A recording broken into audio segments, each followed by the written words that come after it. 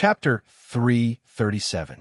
As magicians, both Aoko and Yuju were aware of this path that was destined to be full of blood and slaughter. Aoko, who had only 2 years of experience as a magician, would be fine. If one day she had to die in someone's hands, she would definitely not feel any regret. This was because when she embarked on the path of a magician, she was prepared to die at any time. Even Aoko was like this, let alone the pure-blooded who was destined to embark on the path of a magician from birth. Kanoji Yuju was even more so. To be honest, facing an invincible opponent who could kill them at any time, Aoko and Yuju did not feel strange at all, nor did they feel afraid. If it was in the past, knowing that their opponent this time was Aozaki Orange, and that she had a fantasy breed under her command, Aozaki and Yuju wouldn't have rushed over anxiously to do something so meaningless as to increase their chances of winning. The two girls were more likely to relax leisurely, as if they had seen through life and death, waiting for the day of the final battle to arrive. But this time, both Aoko and Yuzu woke up early in the morning and did something that they thought was meaningless in the past. This wasn't because Aoko and Yuju were nervous or afraid. Instead, it was because the two of them had the strange thought of not wanting to die that was extremely normal for ordinary people, but extremely strange for magicians. Why was this happening? Aoko and Yuju could not explain it clearly. However, the two girls knew that it was all because of the influence of the unfathomable man who lived with them. It was only because this idea came to Noah last night after he finished talking with Aoko Ozaki. Was it not because of Noah's influence? Even Aoko and Yuju did not believe it. Haven't you thought that you will die? Aoko couldn't help but say this to Noah. Her pale eyes stared at Noah with a burning gaze. Don't forget, your opponent is a fantasy breed. You don't know what kind of ability it has, so Avalon might not be able to protect you. Hearing this, Noah was stunned. However, when he saw the strange emotions in Aoko's eyes, he looked into her eyes and said unhurriedly, I'm sorry, but I'm sorry. Even though I have Avalon, I'm not arrogant enough to think that I'll be safe with it. Then aren't you afraid? Aoko Aozaki asked aggressively. Every time you fight with an enemy, aren't you afraid that you will lose, or die? Can I not fight because I'm afraid of losing, or dying? Noah asked in return. That's not what you'd think. I don't think so. I'm just curious why you don't think so. Aoko stared at Noah. You said that Chang's familiar had something you wanted and that you would fight for it even if you had to die, didn't you? Is this the reason for you to fight? It is impossible for Orange and me to compromise. We have to fight. Yuju is the manager of the Spirit Vein in Sano City, so she has a reason to fight. Aoko's voice was surprisingly cold. If the thing on Orange's familiar isn't valuable enough for you to risk your life to obtain, then you should withdraw from this battle. As Aoko's words spread, the atmosphere suddenly became heavy. Yuju frowned slightly, but did not say anything. Even though she knew that if Noah withdrew, she would definitely die without any means to deal with a fantasy breed, but Yuju did not have any objections to Aoko's suggestion. Seeing Aoko and Yuju's behavior, it was impossible for Noah not to be angry. The reason for fighting? Even if it wasn't for the world fragment, just by the fact that the three of them lived under the same roof for a month or so, and the fact that they fought side by side for the past month as companions, how could Noah watch Aoko and Yuju die in vain? Noah could even save someone like Shizuka Kusudokuro, whom he had only seen 2 or 3 times, for the sake of feeling refreshed. He was even willing to fight against the Magic Association. Now, for the sake of Aoko, Aochi, and Yuju, could Noah not fight against the existence at the top of the fantasy breed? Noah had said that he would only do what he liked. If Aoko Aozaki and Yuzu were people like when Bing Yongli that he hated, Noah would definitely not be so free as to be a saint. However, after a month of living together, Noah still had some feelings for Aoko and Yuju. As the reason for fighting, this was enough. Of course, if he said this reason, Aoko and Yuju, who were not very emotional, would definitely not agree. However, what Noah needed was not approval. What's the reason? Noah suddenly asked, "What's the reason for persuading me to withdraw from the battle?" Aoko Aozaki fell silent. At this time, Yuju answered Noah's question. "Don't you still have a family?" Noah suddenly realized. So that's why. Aoko and Yuju persuaded Noah to withdraw from the battle because Noah's words last night had touched the two girls. Aoko Aozaki and Yuju were both prepared to die for this the moment they stepped onto the path of magicians. Aoko's family didn't object to Aoko's choice, so they must have been prepared for it, right? Needless to say, Yuju's parents had already passed away, so no one would worry about her. However, Noah was different. If Noah died, there would be a lot of people crying for Noah. Because Noah was so gentle and resolute when he mentioned family last night, Aoko and Yuju both understood that Noah was different from them and had a very important bond. To put it simply, both Aoko and Yuju were soft-hearted. Alas, Noah sighed, closed his eyes, and after a while, opened his eyes. "This is really not like you." Aoko and Yuju were stunned at the same time. I said, "I'm not arrogant enough to think that I'm absolutely safe, but just like Aoko said, I didn't think that I would lose, or die." Noah said calmly, "If you say that I don't have enough reasons to fight, then I have a lot of reasons to not lose, and not to die." Then, Aoko seemed to want to say something, but she was interrupted by Noah. However, this is definitely not an excuse to avoid the battle. Noah looked straight at Aoko Aozaki. "I believe that if it were you, you would make the same decision as me, because you will never allow yourself to escape." Aoko was speechless. "Your sister once asked me if I was your possession." Noah suddenly laughed. "At that time, I told her that even if I was, it was because you were my possession." "Who's your property?" Aoko yelled, but Noah ignored her. "If you really want a reasonable reason to fight, then I'll tell you now." Noah glanced at Aoko Aoki, then glanced at Yuju, and then smiled. "I don't mind treating you as my possession, and then fighting for you." Whether it was Aoko or Yuju, they were both people with strong self-esteem. If it was any other time, if anyone declared that they were his possession in front of these two girls, that person would definitely die a horrible death. But this time, Aoko and Yuju looked at Noah in a daze and did not respond for a long time. Looking into Noah's dark and deep eyes, Yuju lowered her head. After a while, she opened her red lips. This morning, there was a magical reaction at the position of the last fulcrum. Noah's pupils contracted.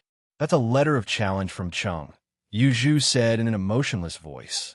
"Chung is even more impatient than we thought. Is that why you suddenly asked such a question at this time?" Noah smiled bitterly and raised his head. "When?" "Tonight." Aoko's voice became strong and firm again, full of determination. "Tonight, it's a final battle." With this sentence as the conclusion, the man and the two girls in the courtyard fell into silence at the same time. They did not speak anymore, and just looked at the bright sky above their heads, silently counting down. Chapter 338. When dusk came, the mansion lit up with lights that only appeared at night, bathing the slightly dim corner of the courtyard in the light. The light mixed with the brilliance of the setting sun was unusually dazzling. "I'm back." Shinji Kusakuro walked into the living room with a smile, as usual, as if he had really returned to his own home. His face had a reassuring smile, making people involuntarily let down their guard. At this time, Noah, Aoko Aozaki, and Yuju were all gathered on the sofa in the living room. Of course, the three of them were just waiting for the arrival of the night. There was no need to discuss countermeasures, because the countermeasures had already been discussed at the beginning. Noah would deal with the Golden Wolf Bio. Aozaki Orange would deal with Aoko Aozaki and Yuju. It was such a simple countermeasure. Other than that, there was no need for any other countermeasures. Looking at Shinji Kusakuro, who walked into the living room with a sincere smile and greeted everyone, Noah really admired him. An ordinary person in a circle full of monsters that had the power to pinch him to death in an instant. Not only could he die at any time, but he also had to be forced to live under the same roof with these terrible existences. Under such circumstances, If an ordinary person with common sense was in this situation, even if they were not scared to death or collapsed, they would still live in fear and trepidation every day.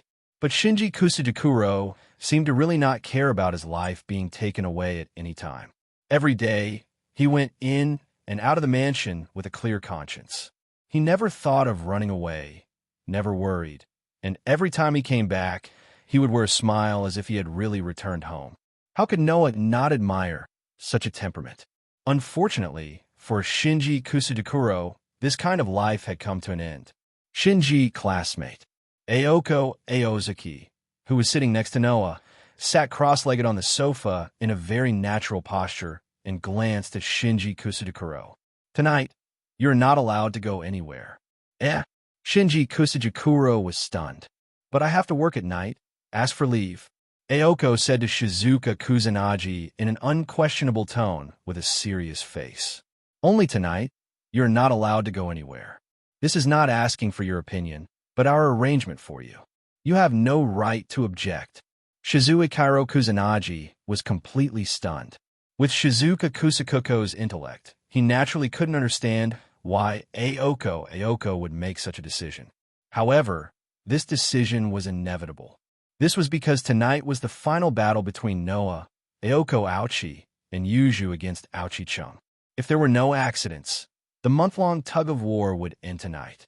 Then, the fate of Shizuchi Kusajiro was decided. With Noah's extraordinary memory and comprehension, he had already memorized all the Runi's magic tricks in Yuju's library. The only thing he lacked was practice. Of course, this included the phrase forgetful like a nun. Shizuchi Kusajiro was originally suspected of being Aochi-cheng's accomplice, so he was arranged by Noah, Ayoko Aochi, and Yuju to stay in the manor house, in the form of surveillance. As long as there was a winner tonight, then it didn't matter if Shizuchi Kusajiro was Aochi-cheng's accomplice or not. If Ayoko Aochi and Yuju came back alive, then there was no reason for him to stay. Therefore, once tonight's victory was decided, Shizuchi Kusajiro's memory of magic would be erased, and he would return to the life of an ordinary person. Of course, Shizuchi Kusajiro was still suspected of not being Aochi-cheng's accomplice. In order to prevent Shizuchi Kusajiro from doing anything if he was really Aochi-cheng's accomplice, Ayoko Aochi and Yuju couldn't let Shizuchi Kusajiro wander around at this important time of the final battle. Shizuchi, tonight you stay in your room. Noah sighed slightly. I will engrave an imprisonment rune in your room. That rune will last until morning. Noah turned his head and looked at Shizuchi Kusajiro. If we can come back before tomorrow morning, I will let you out and erase your memory. If we can't come back, then you can do whatever you want. Except for your room, you're not allowed to go anywhere else. Yuju said coldly to Shizuchi Kusajiro. Even if the imprisonment magic disappears tomorrow morning, if you wander around my house, there are many ways to destroy you. This time, no matter how stupid Shizuchi Kusajiro was, he knew that today was the last day he could stay here. Shizuchi Kusajiro had only lived here for less than 2 weeks, so naturally, he didn't have any feelings for this place. Every day, because Ayoko Aochi and Yuju didn't like him, he didn't communicate with anyone except for Noah. Therefore, knowing that he was about to be allowed to leave the mansion, Shizuchi Kusajiro nodded obediently without any joy or sadness. I understand. I will ask for leave from work at night, and I won't come out of my room until dawn. Even if I come out, I will go directly to my original place. Very good. Ayoko Aochi nodded with satisfaction and said to Shizuchi Kusajiro in a rare, friendly manner, Then you go take a shower first. Okay. Shizuchi Kusajiro nodded quickly, turned around, and left the living room. Should I say, as expected of him? Noah touched his nose. If an ordinary person knows that their memory will be erased, they will have some resistance, no matter how unwilling they are. But Shizuchi doesn't seem to care at all. As expected, this person is incompatible with ordinary people. He has no sense of self at all. Even his sense of existence is extremely weak. Ayoko Aochi said with pity and disgust. I hate this kind of person the most. I really don't get along with him. Anyway, Shizuchi's matter is arranged like this.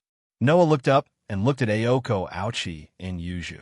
I haven't asked you before, but do you have a chance of winning against Ouchie, Ouchie, Ouchie? I can only rely on the magic recorded in the Ouchie family's magic seal, and I don't know how to use magic. Aoko, Ouchie pouted unhappily. My sister knows the magic of the Ouchie family very well. If I were to go against her, I only have a 10% chance of winning. 10%? Noah smiled. You only learn magic for 2 years, and you dare to say that you have a 10% chance of winning against my sister, who has learned magic since young and has amazing talent? There is no such thing as absolute in a magic battle.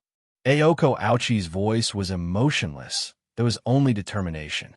Even if there is no chance of winning, I will create a chance of winning. I won't admit defeat in front of that idiot of a sister so easily. What about Yuju? Noah looked at Yuju. How are you compared to Ouchie, Ouchie, Ouchie, Ouchie?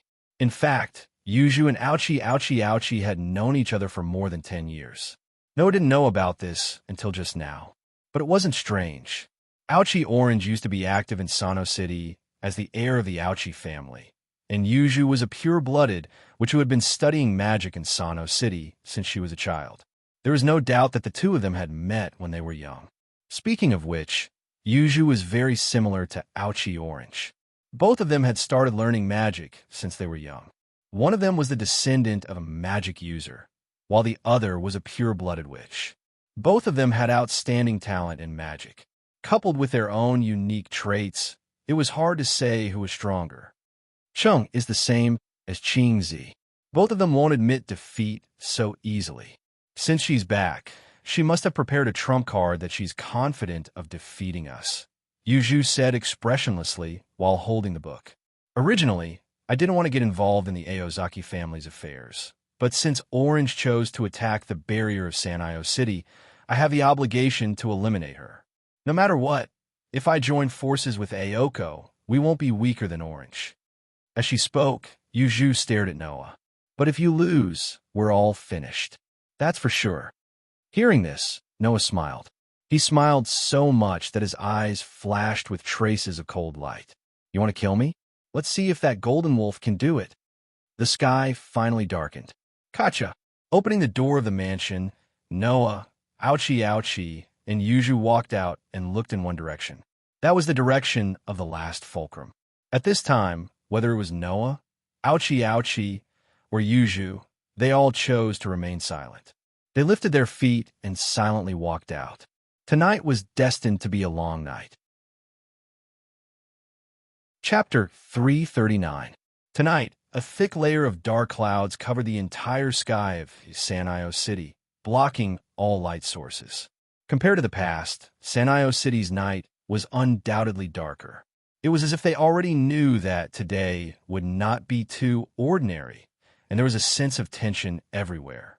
If it was a normal person, without the guidance of street lights or flashlights, they would definitely not be able to see the road at night. It would not be an exaggeration to say that it was pitch black. However, such a night was no obstacle for Noah. When he was in the world of the Black Bullet, Noah had been strengthened many times by the virus of the protozoa. In these viruses, there was also the DNA of species with extremely strong night vision.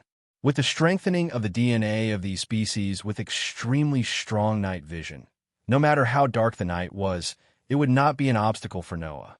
Aoko Aozaki and Yuju seemed to have used magic to strengthen their 5 senses in advance. Their footsteps did not have the slightest intention of stopping as they braved the cold wind and walked on the dark mountain path. At this moment, Noah, Aoko Aozaki, and Yuju were on a mountain at the edge of Sanio City. At the top of this mountain, there was the last fulcrum of Sanio City's spirit vein barrier. Under Yuju's lead, Noah and Aoko Aozaki passed through many mountain paths, and after about half an hour, they arrived at the top of the mountain. Whoosh! The bone-piercing cold wind mercilessly blew through the somewhat empty mountaintop. On the mountaintop, surrounded by a forest, what appeared in front of Noah, Aoko Aozaki, and Yuju was a stone ground full of small holes and rocks. Roar! Almost at the same moment, Noah's group of 3 appeared in the open space. An unusually high-pitched, elegant, and violent roar that made one's heart palpitate resounded through the night sky. Ayoko, Aozaki, and Yuju, who heard this roar, immediately stiffened and involuntarily trembled slightly. This was not fear. This was not fear. This was an instinct that every life form would show when they encountered a higher-level life form. Therefore, this was a tribute to the almost perfect life form, and also a sign that the body was telling its master that it was not a match.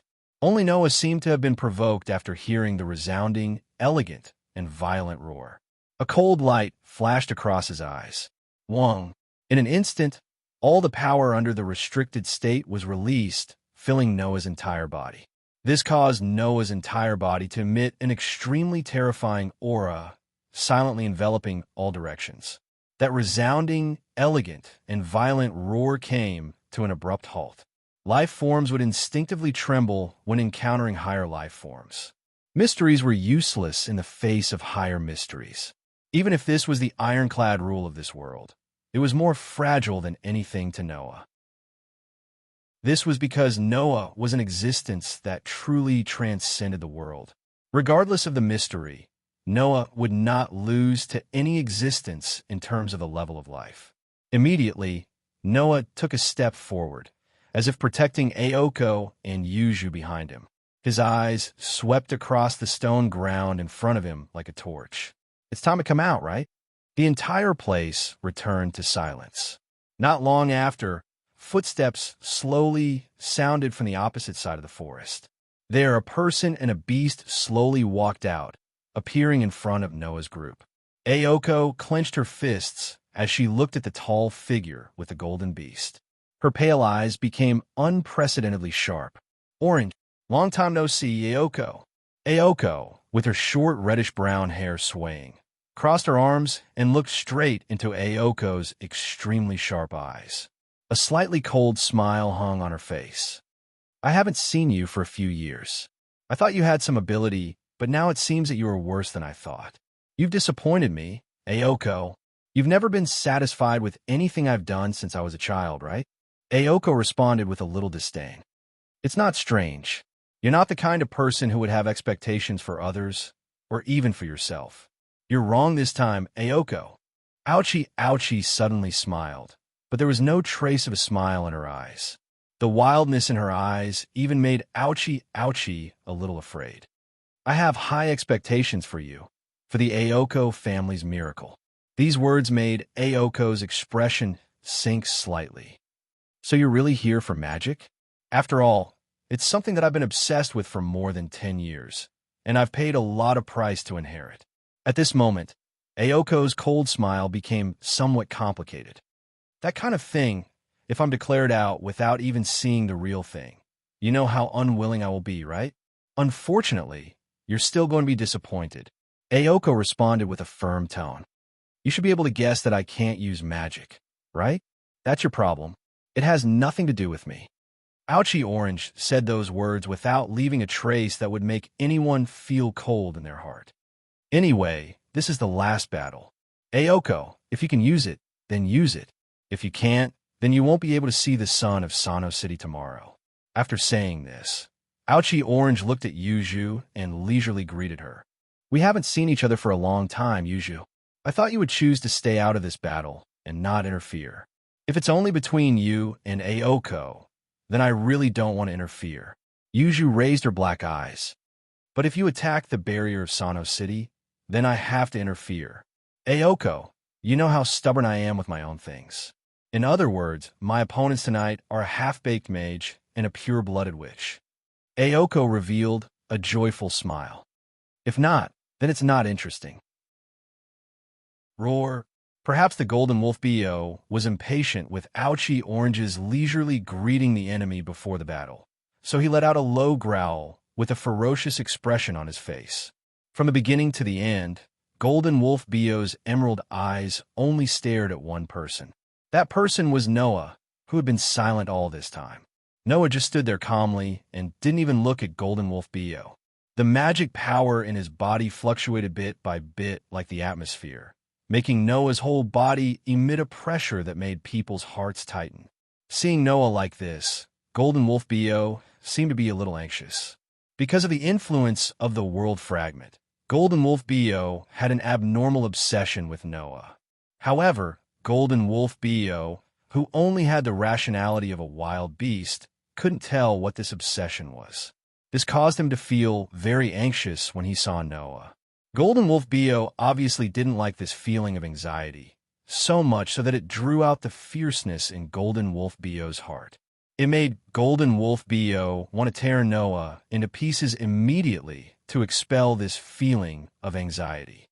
This was also the reason why the Golden Wolf Bio had become so violent around Ouchie Orange during this period of time. TSK. Aoko seemed to have also noticed Golden Wolf Bio's abnormal behavior and clenched her teeth. That's why I hate wild dogs that can't communicate. Compared to Aozaki Orange, Aozaki Aoko and Yuju paid close attention to Bio's every move. Aoko wasn't the kind of person who cherished things. She even casually squandered an expensive doll. However, Aoko and Yuju couldn't ignore Golden Wolf Bio's identity as a fantasy breed. For magicians who studied mysteries and miracles, Golden Wolf Bio was definitely an existence worthy of respect and admiration. Therefore, Noah was the only one who maintained his initial calmness among the crowd. Can we start now? You can't wait? Aoko licked the corner of her mouth flirtatiously. If that's the case, then there's no need to waste time. After saying that, Aoko sneered. Bio, you can do whatever you want today. I won't stop you. As soon as she finished speaking, almost in the blink of an eye, the sound of something falling to the ground was heard beside Aoko. Pucci. Immediately after that, the sound of something being pierced rang out. Blood splattered into the sky. Chapter 340. Ouchie Orange only felt a gust of wind blowing from her side. Then, a presence appeared beside her, in front of Golden Wolf Bio. Pucci. A tearing sound echoed almost at the same time, bringing with it a burst of dark red blood. Splat. Amidst the splashing sound, Ouchie Orange's cheek felt cold. The liquid that couldn't be seen clearly splashed on the side of her face, bringing with it a strong smell of blood. A liquid with the smell of blood? Besides blood, Ouchie Orange couldn't think of anything else. Ouchie Orange's pupils slowly shrank to the size of a needle tip. Her mind was blank. Like a rusty robot, she slowly turned her head and looked to her side. Splat, splat. Large amounts of crimson blood dripped onto the ground, forming a moderately sized pool of blood. Huff! Golden Wolf Bio let out a sound that could not be heard. His originally shining golden body seemed to have suddenly dimmed and lost its luster. That was because Golden Wolf Bio's body was mostly dyed red by blood. Taking a closer look, a pitch-black sword with pure white patterns on it had pierced through Golden Wolf Bio's chest and came out from his back. A large amount of blood gushed out from the Golden Wolf Bio's body. And in front of Golden Wolf Bio, Noah, who had appeared out of nowhere, used the knight's sword in his hand to fiercely pierce through Golden Wolf Bio's body. His eyes were still blooming with a fierce light that hadn't dissipated yet. No matter if it was Ouchie Orange, Ouchie Aoko, or Jiuji Yuju, they were all shocked by this extremely sudden scene in front of them. When? When did he attack? When did he get there? When did he hold a weapon from who knows where? At this moment, all of this became unimportant. Most importantly, in just the blink of an eye, Noah directly dealt a fatal blow to the Golden Wolf Bio, who only existed in fantasy and legends and was even stronger than the dragons at the peak of the fantasy breed. Ouchie Orange finally recovered from her shock and quickly retreated. Roar! Golden Wolf Bio let out a violent roar. His front claws were like a flash of golden lightning. With a sudden wave, it was enough to cut through space, bringing with it a gust of wind, and fiercely cut towards Noah in front of him. However, the sharp claws that turned into lightning directly cut through the air in front of its owner. Not far away, Noah's figure suddenly appeared out of thin air. His feet touched the ground, and he quickly retreated. Looking at Noah's ghostly appearance, Ouchie Orange couldn't help but feel a chill in her heart.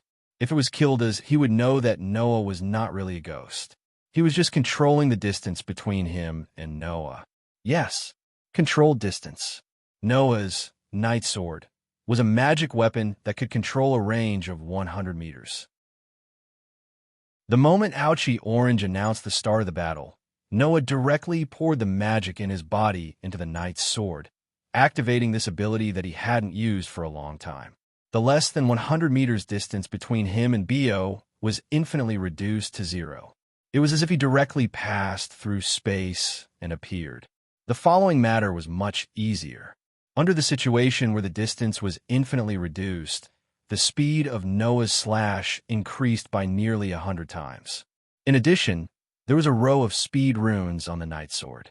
Golden Wolf Bo, who was just preparing to fight, naturally couldn't react in time, and was directly killed. This was Noah's surprise attack plan. It could be considered as a return gift to Golden Wolf Bo, who also appeared in front of him and launched a surprise attack against him. With Golden Wolf Bo's intelligence, there was naturally no way for him to understand the mystery of Noah's sword. However, the intense pain from the fatal wounds on his body completely aroused Golden Wolf Bo's ferocious nature, causing his gem-like resplendent eyes to turn scarlet red. Roar!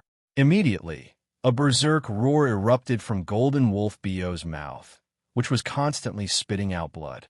Wong! Suddenly, Golden Wolf Bo's entire body emitted a dazzling light. In the dazzling light, Golden Wolf Bo directly turned into a meteor-like radiance. With a turn, he fiercely shot out. Xiao! In the sharp sound of breaking the air, the golden meteor was like a meteorite falling from the sky. It rubbed against the atmosphere, causing the atmosphere to tremble and panic. The outline of the meteor seemed to be wrapped in a layer of flames as it mercilessly crashed into Noah's body. This process didn't even take a second. It was also only the blink of an eye.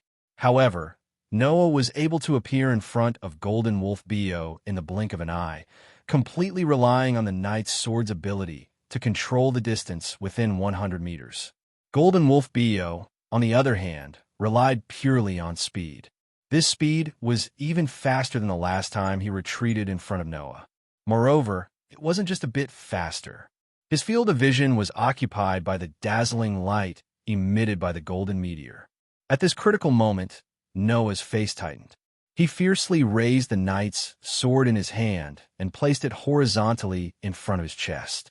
The golden meteor directly crashed into the Knight's sword. Clang! A shockingly loud sound that was 100 times louder than when the giant bell was fiercely struck suddenly shook the air like a storm, blowing in all directions. Noah only felt an unparalleled force impact the Knight's sword in his hand. It was as if a heavy mountain was directly pressing down on it. The impact made Noah's hand numb. His body trembled, and he was heavily sent flying. In a hurry, Noah only had time to stabilize his body and forcefully stomp on the ground. Gotcha! Where his foot landed, the ground was suddenly trampled by Noah. Pa-pa-pa-pa-pa. Even in such a situation, Noah still couldn't dispel all of the force. His body was pushed back violently, and in a series of bone-chilling, shattering sounds, wherever he passed, the ground was crushed by Noah's powerful stomp, leaving 2 deep trenches in the ground. Xiao! The golden beast that turned into a meteor like dazzling light did not show any mercy. Once again, it pierced through the air and shot in the direction of Noah, who was still madly retreating on the ground. Ding! At this moment, the sound of a bell faintly rang. Splash! Immediately, the sound of something falling into the water also rang. Build it up with wood and clay, wooden clay, wooden clay, build it up with wood and clay, my fair lady. When such a song came from the ground also shook like an explosion. It cracked open like a volcanic eruption, and a large piece protruded out. Wood and clay will wash away, falling down, build it up with bricks and mortar, my fair lady. The song was still reverberating and as heavy and vigorous as a tower.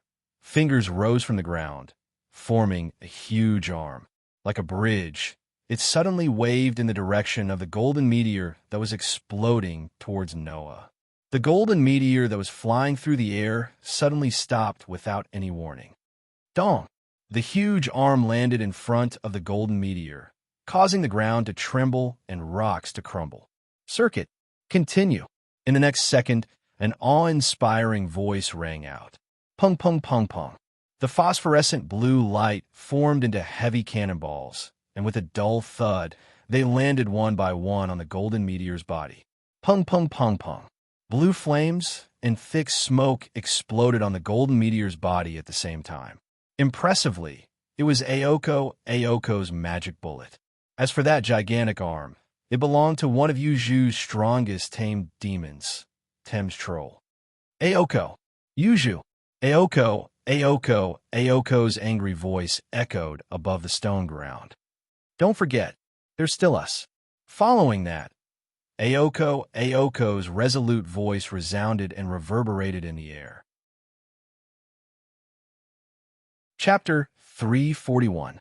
As a fantasy breed that was born from mystery and miracles, Golden Wolf Bio wouldn't be defeated by the magic of modern magicians under the rules of magic, where mystery was defeated by a higher level of mystery. Therefore, when Aoko's magic bullet hit Golden Wolf Bio's body, not only did it not cause any injury, Golden Wolf Bio didn't even feel the slightest bit of pain. However, Aoko's overconfident attack angered Golden Wolf Bio. Roar! Amid a soul-trembling howl, the golden meteor rotated and transformed back into its golden wolf form, as if it were a liquid. Golden Wolf Bio, who had once again returned to his sacred golden wolf form, not only did his resplendent fur return to its original dazzling golden color, but the fatal wound on his body that was enough to kill an ordinary life form had also disappeared. It was as if nothing had happened. Seeing this scene from afar, Noah didn't show any surprise or shock. He only revealed a troubled expression as if he had expected this. Golden Wolf Bio was a miracle born from fantasy. Other than his lack of intelligence, he could be considered a perfect life form. As a fantasy breed, although Golden Wolf Bio was born in the form of a werewolf, his body wasn't fixed. Like a materialized soul, he could freely choose his own appearance. Therefore, the Golden Wolf Bio could transform into a golden meteor, a majestic gorilla, a powerful bull, or even a human form. It could transform into any form it wanted, and it could transform into anything. Even a disgusting existence like a protozoa could have a decent regenerative ability. Noah wasn't surprised at all that such a miraculous life form had a terrifying regenerative ability in an immortal body. However, in this way, it would be difficult to defeat Golden Wolf Bio. Aoko seemed to have considered the same thing. Her pretty face tensed up, and her arm that was flickering with phosphorescence subconsciously aimed at Golden Wolf Bio. Roar! Golden Wolf Bio howled at the moon. Amidst the resounding howl, his 4 limbs tightened. Bang! The ground that was trampled by his 4 powerful limbs let out a mournful cry and shattered into pieces. The Golden Wolf Bio shot out like an arrow. The fur on his body flowed like liquid. He was like a dazzling golden spear. Wherever he passed, the atmosphere would be torn apart. He was like a bolt of lightning as he shot toward Aoko Aozaki. Aoko didn't even have time to react. She only saw a blur before a sacred golden light appeared in front of her. Chingzi! Beside him, Yuju could not help but cry out in alarm. The Golden Wolf Bio's eyes flashed with an ominous glint. He mercilessly raised his front paw and ruthlessly slapped at Aoko, bringing along a wave of pressure that made people's hearts tighten. If Aoko was hit by this attack, with Golden Wolf Bio's strength, she would definitely die. From start to finish, Aoko Aozaki was unable to react in time. After all, the existence that had attacked Aoko was far too weak compared to her. Unless Aoko was able to use magic that originated from her origin, she definitely wouldn't be able to match the Golden Wolf Bio. Fortunately, there was someone on Aoko's side who wasn't any weaker than the Golden Wolf Bio. Just as the Golden Wolf Bio's sharp claws violently swung out, a figure seemed to appear out of thin air. Amidst the tremors of space, this figure appeared without leaving a trace. He raised his pitch-black knight's sword full of fluctuating pure white patterns and engraved with runes, and met that terrifying claw with a hair's breadth. Clang! Like heavy steel colliding with steel, the sound of metal colliding was aroused in front of Aoko. Like a storm, ripples spread out in all directions. Aoko's tall and slender figure was swept up by the shockwave, and even Yuju was affected by it. Immediately, the two girls were blown into the air without any suspense. Woo! The towering Thames troll let out a long roar that sounded like it came from the horizon. It raised its bridge-like hands and caught Aoko and Yuju, who were blown into the air in the middle of its palms, blocking the unreasonable impact. Roar! Immediately, from the center of the shockwave, a cold shout and a roar sounded at the same time. Bang! Amidst a heavy, muffled sound, the already violent shockwave became even more violent, exploding out in all directions. Bang! This was the sound of the ground directly collapsing into gravel. Ha! It was the sound of the trees in the forest that surrounded the stony ground breaking and falling. Whoosh! At the center of the fierce impact, two figures flew out from the inside with a sharp sound of air breaking. They continuously pulled apart the distance between them, but at a certain moment, they steadied themselves at the same time. They fiercely stomped on the ground. Instead of retreating, they advanced and charged forward. Chi! The excessive speed made one person and one beast turn into two streams of light, one white and one gold. Like a thunderbolt, they flashed through the air and heavily collided with each other. Dong! Amidst the thunderous noise, the two streams of light, one white and one gold, separated from each other amidst the surging waves. They then spun around like fish in water, drawing a beautiful arc in the air before colliding with each other once again. Dong! Dong! Dong! Dong! Therefore, on the stone ground that was incomparably weak compared to the power of one person and one beast, the two streams of light, one white and one gold, crazily collided again and again. After separating, they collided again and again. Like a meteor chasing each other, they gradually moved the battlefield. Looking at the two streams of light, one white and one gold, gradually moving further away, and then looking at the scene that had become battered and exhausted as if it had been attacked by a violent storm. Everywhere, there were cracks in the ground, broken stones, and holes. Even Aoko Aochi and Yoju's cheeks were slightly pale. He can actually fight with BO like that monster. Aochi Aoko's expression became gloomy, but after a while, she relaxed. Raising her head, she looked at Aochi Aoko and Yuju, who were standing on the palm of the Thames troll, and smiled cruelly. In this way, both of our trump cards have been used at the same time. What do you plan to do next? As soon as her voice fell, the magical power in Aochi's body rose little by little. Aoko, Aoki, and Yuju, who were standing on the palm of the Thames troll, noticed that tiny dots of light, like fireflies, were slowly appearing in the surrounding forest and on the stone ground. That is, Aoko, Aochi, and Yoju's expression changed. Those tiny specks of light were actually runes.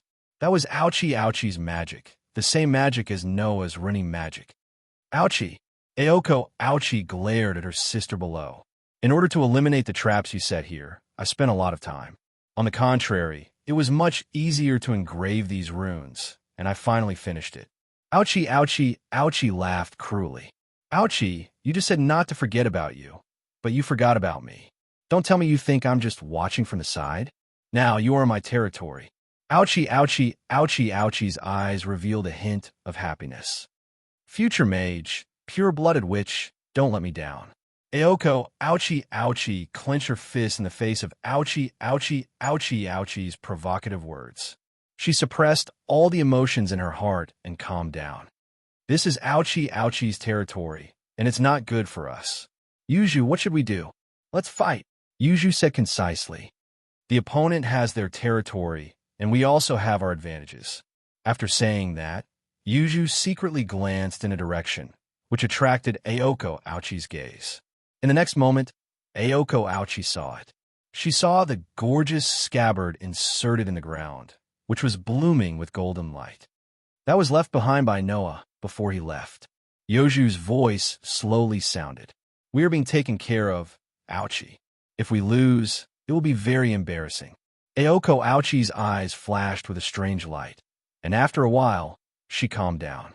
Aochi took a deep breath, and her face revealed a stern expression. Isn't that a given? The battle of fate had begun here. Chapter 342. In the tranquil forest, a small stream flowed down from the mountain peak in the distance. It was like a small Milky Way, embellishing this lush mountain, causing the surroundings of the stream to be filled with a peaceful feeling. However, this tranquility did not last for long. Whoosh! Two streams of light, one white and one gold, were like two meteors chasing each other. They suddenly appeared in the midst of a sharp sonic boom. They circled in the sky above the forest like swallows, and then they suddenly collided head-on. Boom! For a moment, as if a meteorite had collided with the earth, a deafening loud noise exploded in the sky above the forest. It carried a strong shockwave, and like a gale, it attacked in all directions, blowing the tall trees in the forest below. Bang! In the heavy sound of collision, the two streams of light, one white and one gold, in the center of the impact, were like two rubber balls that had hit the wall. They suddenly bounced off each other and landed in a corner of the forest below. Not only did they smash the ground into pieces, but they also did not reduce their momentum at all, and only slowly stopped after rubbing out a long gully. Noah, who was holding the knight's sword, supported himself with one hand on the ground. His body was like a crouching leopard, and the moment he stabilized his body, he raised his head and looked at the opposite side with a dignified expression. Roar! Opposite Noah, the golden wolf Bio's body was also tense. He arched his body and let out a roar that shook the air in the direction of Noah. In his emerald green eyes, ferocity was constantly rolling, making the beautiful and sacred figure of the golden wolf Bio look full of wildness, and it was terrifying. However, perhaps because he did not expect that he still could not finish off his opponent, the golden wolf Bio's ferocious beast eyes revealed a hint of fear and caution. He was like a lone wolf that was slowly approaching its prey, staring at Noah, who was opposite him. Presumably, with the intelligence of the golden wolf Bio, there was no way for him to understand why he, who had always been invincible in the past, could not finish off his opponent this time.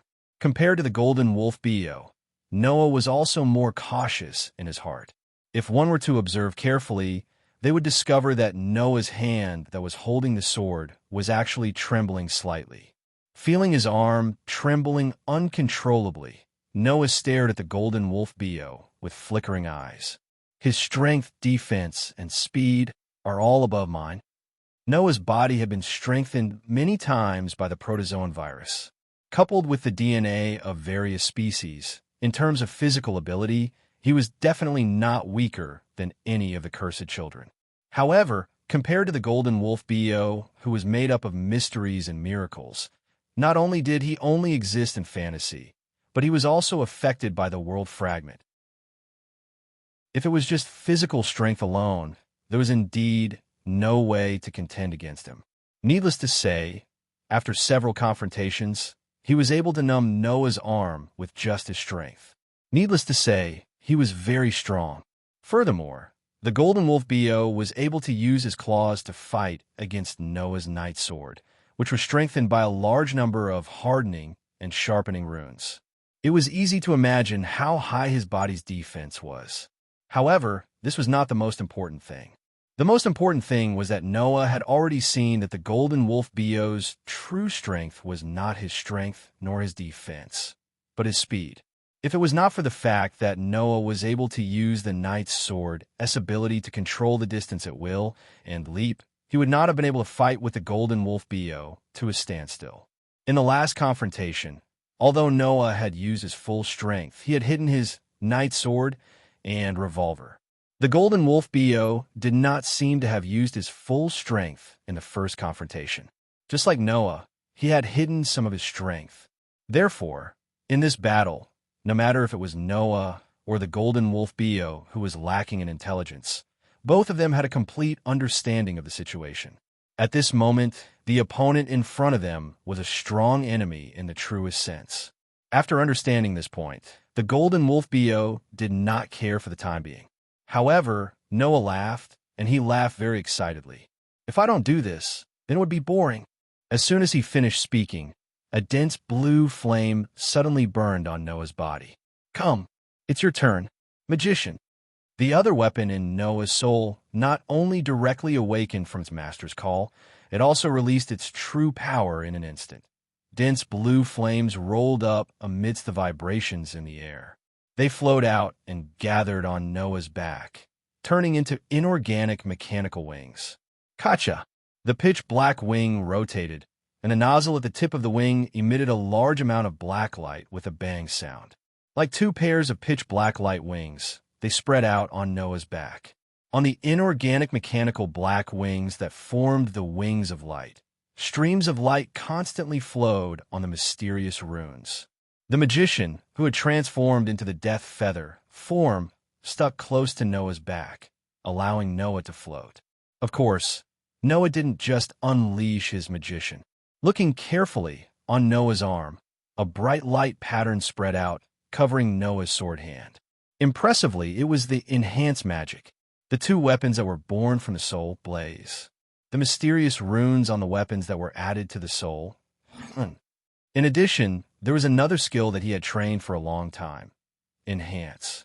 At this moment, Noah finally brought out all his strength in the truest sense. He no longer held anything back. Bang!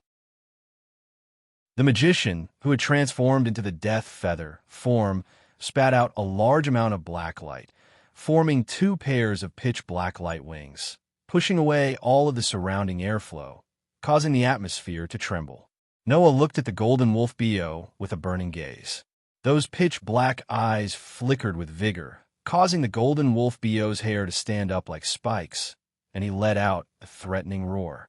In response, Noah just calmly raised the knight's sword in his hand and said, "Come, roar." As if provoked, the Golden Wolf Bo stared at Noah with his blood-red eyes, and then his four limbs fiercely stomped on the ground. Bang! A huge crack spread out from under the Golden Wolf Bo's feet, causing the Golden Wolf Bo's body to explode with a terrifying sound. He suddenly appeared in the air in front of Noah, who had left the ground. His sharp claws were like the edge of a blade, flickering with a cold light, and fiercely slashed at Noah's throat. Ha! Wherever the sharp claws passed, a few faint black marks were cut out in the air. Seeing this, Noah's eyes flashed. With a thought, the magician on his back immediately spat out a pair of black light wings, pushing the air, causing Noah to quickly retreat. An afterimage emerged like a phantom. Swish! The Golden Wolf Bo's attack directly hit the air. With the death feather form of the magician, in addition to the speed rune on the magician, Noah's speed was finally not inferior to the Golden Wolf Bo, and he easily dodged the Golden Wolf Bo's fierce attack. Roar! The Golden Wolf Bo angrily roared. His body flew out, cutting through the air, and once again appeared in front of Noah. His sharp claws and teeth carried a deep sound as they pierced through the air and fiercely smashed towards Noah in front of him. Looking at the storm-like Golden Wolf Bo, Noah bent his finger and flicked it. A bright white light suddenly flashed in front of him.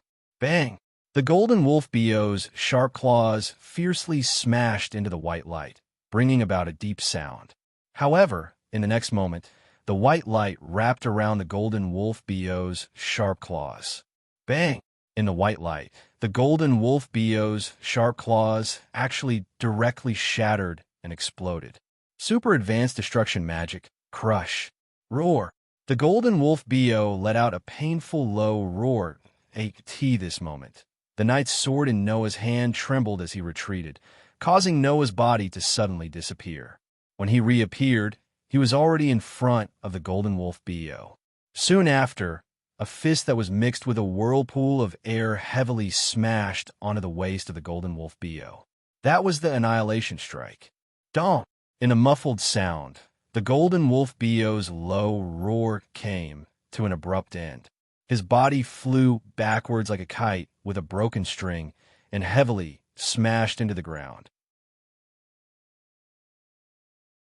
Chapter 343.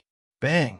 With a muffled sound, Golden Wolf Bio heavily smashed into the ground, smashing the ground into smithereens. Countless gravel flew up and buried Golden Wolf Bio's not-so-huge body. Roar! However, not long after, a violent roar reverberated from the center of the pile of gravel, transforming into a sound wave that blew away the gravel on the ground, causing Golden Wolf Bio to once again appear in the air. Roar! The sharp pain from his back aroused Golden Wolf Bio's ferocious spirit, causing a malevolent emotion to emerge in Golden Wolf Bio's eyes. Staring at Noah, who was floating in the air, a roar erupted from his throat. Stomp! With a resounding stomping sound, Golden Wolf Bio violently rushed out, like a rocket soaring into the sky, rushing towards Noah, who was in the air.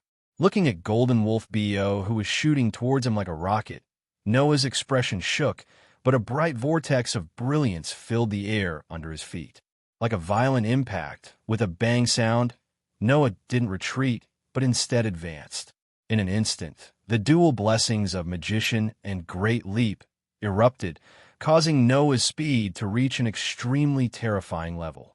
Like a cannonball, he fiercely collided with Golden Wolf Bio, who was attacking him. Clang! The pitch-black knight's sword fiercely collided with Golden Wolf Bio's sharp claws.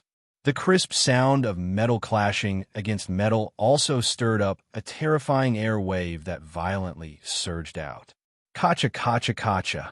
Below, the entire forest ground and trees were mercilessly affected by the shockwave. At this moment, all of them exploded and turned into powder. Bang, bang, bang, bang. At the side of the forest, the water surface of the stream that was originally flowing in an extremely regular manner kept on exploding. Waves that were several meters high were actually blasted up, as if they were favored by a strong wind. The waves flipped over and drowned the nearby trees. Unknowingly, Golden Wolf Bio's shattered front claws had already recovered. Golden Wolf Bio's body also trembled, turning into a golden rainbow. In a breath's time, he appeared in front of Noah. A pair of sharp dagger-like claws repeatedly swung out, stabbing towards Noah's neck and chest. Ding ding. However, although Golden Wolf Bio's speed was fast, Noah's speed was not inferior to Golden Wolf Bio's with the support of the Death Feather form, Magician and Leap. Before Golden Wolf Bio's sharp claws could land on his body, the Night Sword made a swoosh sound and blocked the attack, easily blocking the attack of the sharp claws. After the attack failed, Golden Wolf Bio's mood seemed to become even more irritable. A dazzling golden light wrapped around his pair of sharp claws, as if they had turned into two golden pythons. Like lightning, they bypassed the knight's sword and viciously slashed towards Noah's head. Wonk! Unfortunately, just as those python-like sharp claws swept out, a brilliant white light flashed from Noah's body, enveloping Golden Wolf Bio's pair of sharp claws. Bang! In the midst of an explosion, within the white light, Golden Wolf Bio's pair of sharp claws were shattered on the spot and turned into flying ash. Clang! Almost at the same time, the light on the pitch-black knight's sword greatly increased, and the runes on the body of the sword lit up one by one. The pitch-black knight's sword also trembled, and with a sword cry, it turned into a white light. With a sharp slashing sound, it fiercely stabbed towards Golden Wolf Bio's direction. With the support of the knight's sword, S ability to control the distance and the runes of the acceleration, this sword was simply like a white light flashing through space. It was incomparably fast.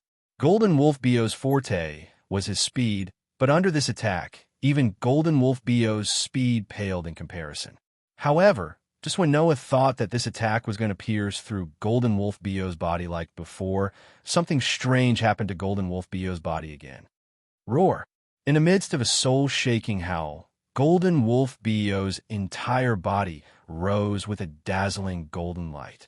Golden Wolf Beo's body seemed to have disintegrated, scattering into rays of light that filled the sky, without a real body. Clang! Shortening the distance to the limit, and with the support of the acceleration rune, the pitch-black knight's sword directly pierced through the rays of light that filled the sky, as if it had fallen into thin air. With a sharp sound of breaking through the air, it completely missed, and at this moment, the strong rays of light that rose in the surroundings actually twisted, and amidst the vibrations of space, they all condensed together. Not long after, they turned into a huge golden eagle. Screech! A sharp screech sounded from the golden eagle's mouth, waking up Noah and making Noah's expression change. Whoosh!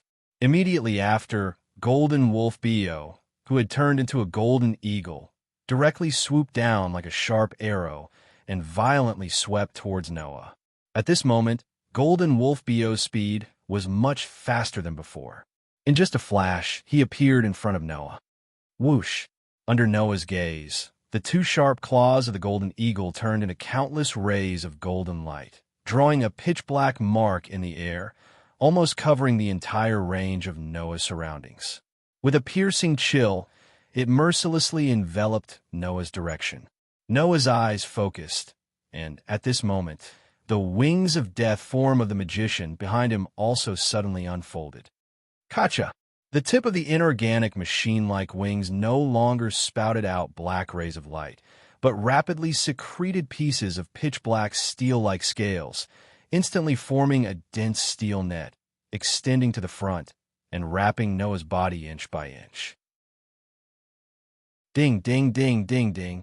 The overwhelming golden rays of light poured down on the steel net formed by the magician, and immediately a series of crisp sounds burst out.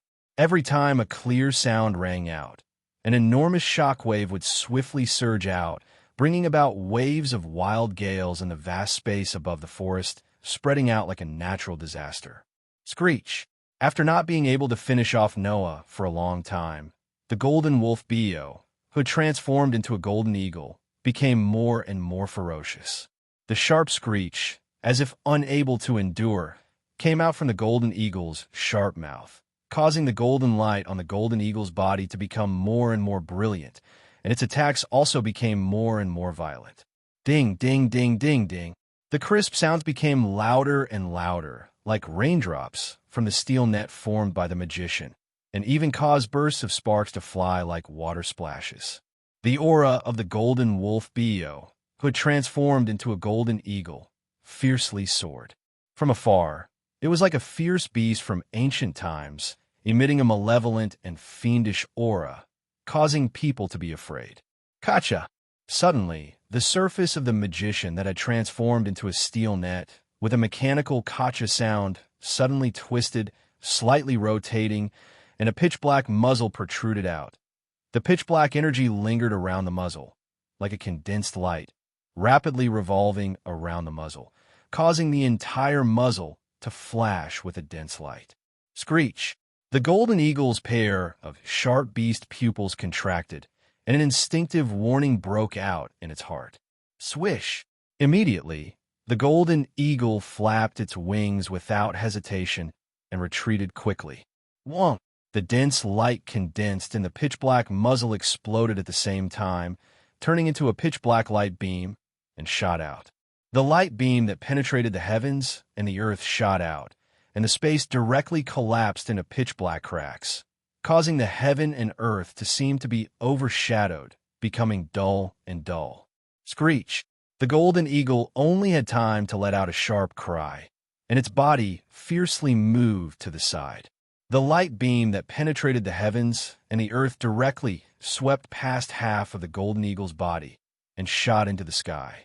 The half of the body that was touched by the pitch-black light beam seemed to vaporize and suddenly burned in the air, collapsing and disappearing.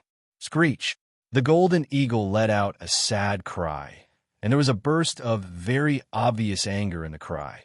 Before the light beam dissipated, the remaining half of the golden eagle's body suddenly disintegrated, and finally turned into a golden whirlwind, rolling in the direction of Noah.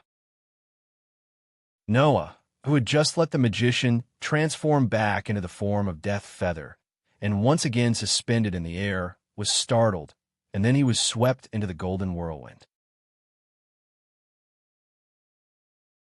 Chapter 344. Dash. The howling of the wind lingered in the air above the forest. However, the howling of the wind was a form that ordinary winds would never be able to possess. The golden whirlwind seemed to be derived from the sun. Not only did it bring along a heat wave that distorted one's vision, it was also emitting a bright golden light that could not be ignored. Woo-dash! Woo-dash!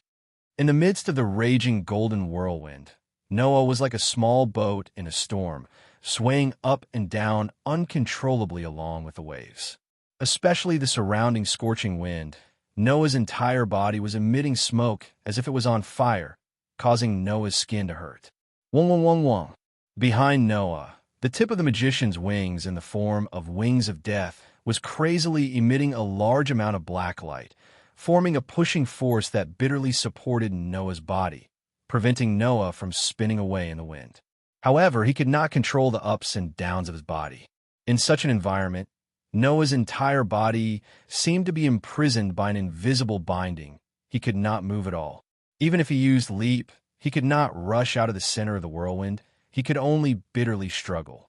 Similarly, the knight's sword, its ability to freely control the distance, was also unable to take effect at this time. After all, the knight's sword could only control the distance of 100 meters, and that was only limited to controlling the distance.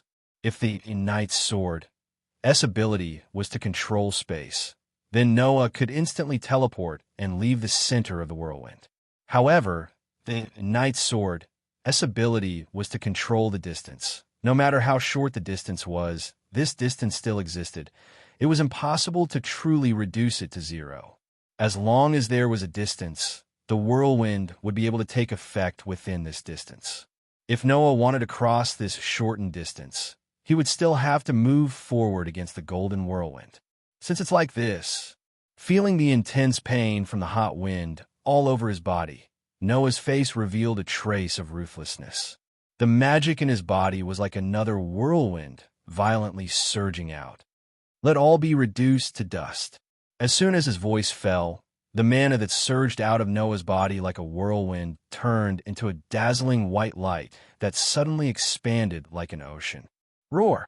Within the golden whirlwind, the golden wolf Bo's resounding roar reverberated throughout the entire golden whirlwind, as if he felt a trace of threat from Noah's actions. Bang! Not long after, a golden flame appeared out of thin air within the golden whirlwind. It rolled up and absorbed all the heat within the whirlwind. The fluctuations condensed and finally turned into a golden sea of fire that was dozens of meters wide. The golden flames were churning, making crackling sounds like that of calcining steel.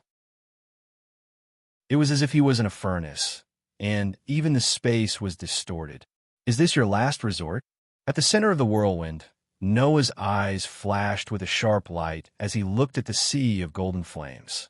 His voice was like that of a god's judgment, echoing through the surroundings.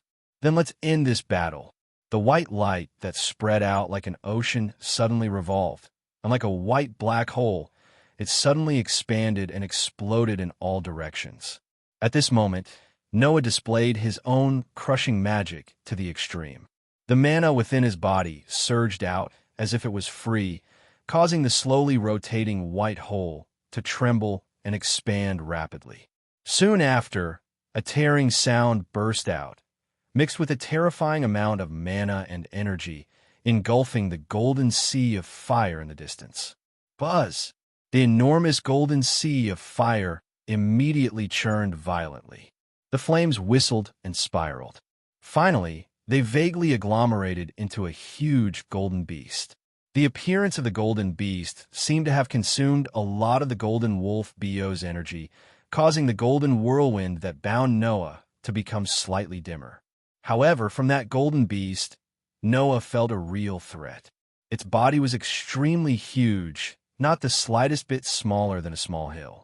Its shape was similar to the golden wolf Bo's wolf form, but there was a single golden horn on its head, flickering with a resplendent golden light. The appearance of that huge golden beast made Noah's heart tighten. He did not dare to underestimate it in the slightest. The mana within his body was crazily squandered, causing the crushing magic that had turned into a white hole to become even larger. Thus, the white hole that had locked onto its target did not hesitate in the slightest. As if it had teleported, it brought about terrifying spatial ripples in a few flashes, causing the surrounding golden whirlwind that filled the sky to tremble slightly. Roar! At the same time, the golden beast also erupted with an aura that could destroy the heavens and the earth. Raising its head, it let out a thunderous roar. Its four hooves moved, and like a rampaging mountain, it ferociously charged towards the white hole without any fear. The distance between the white hole and the golden beast was closed in an instant. Soon after, under Noah's gaze, two terrifying attacks that could burn mountains and boil seas collided with the solidified golden whirlwind in the surroundings like meteors. In the second when the two came into contact, the entire world became silent. The heavens and the earth suddenly turned violent, and the winds that filled the sky danced in all directions. It looked as if they were frantically escaping from the center of the collision. Immediately after, like a star contracting and exploding, the center of the collision contracted, and a moment later, it exploded. Rumble! Like a natural disaster, an impact storm erupted from a certain point of collision in the sky. Boom! The terrifying impact storm instantly expanded to cover an area of 100 meters, causing the thick, pitch-black clouds in the sky to scatter. In the blink of an eye, they were blown away without a trace. The storm spanned across the entire world. The surrounding temperature seemed to have suddenly risen to the boiling point, causing the air in the space above the forest to become extremely dry. Ripples of wind and waves spread out from the horizon, occupying more than half of the sky, causing the space in the sky to become distorted and blurry. Pa-pa-pa-pa. In the forest below, the trees that had already suffered great damage from the battle between Noah and the golden wolf Bo finally could no longer support themselves. One after another, they snapped and fell to the ground. Ka-ka-ka-ka. On the ground, no matter how hard the rocks were, they were completely shattered at this moment, turning into countless gravel that fell to the ground with a crackling sound. Boom! Even if it was a place that was slightly far away, as long as it was slightly affected, the ground would immediately crack and the trees would collapse. This caused the entire mountain to lose a large part of the forest, and the ground seemed to have been plowed as a layer was directly scraped away. After a long time, the impact storm that permeated the sky began to gradually dissipate after spreading for an extremely long distance. However, the two auras that should have been in the center of the storm seemed to have directly disappeared, without the slightest movement. Swish! In the vast sky, in the impact storm that had yet to completely dissipate, suddenly, the sound of wind breaking rang out, and a black shadow also appeared from the storm. However, this black shadow did not show any signs of moving at all. Like a piece of trash falling from the sky, it powerlessly fell down. At the same time, another sharp sound of something breaking through the air rang out. The impact storm that permeated the sky suddenly squirmed, and a figure violently rushed out from within.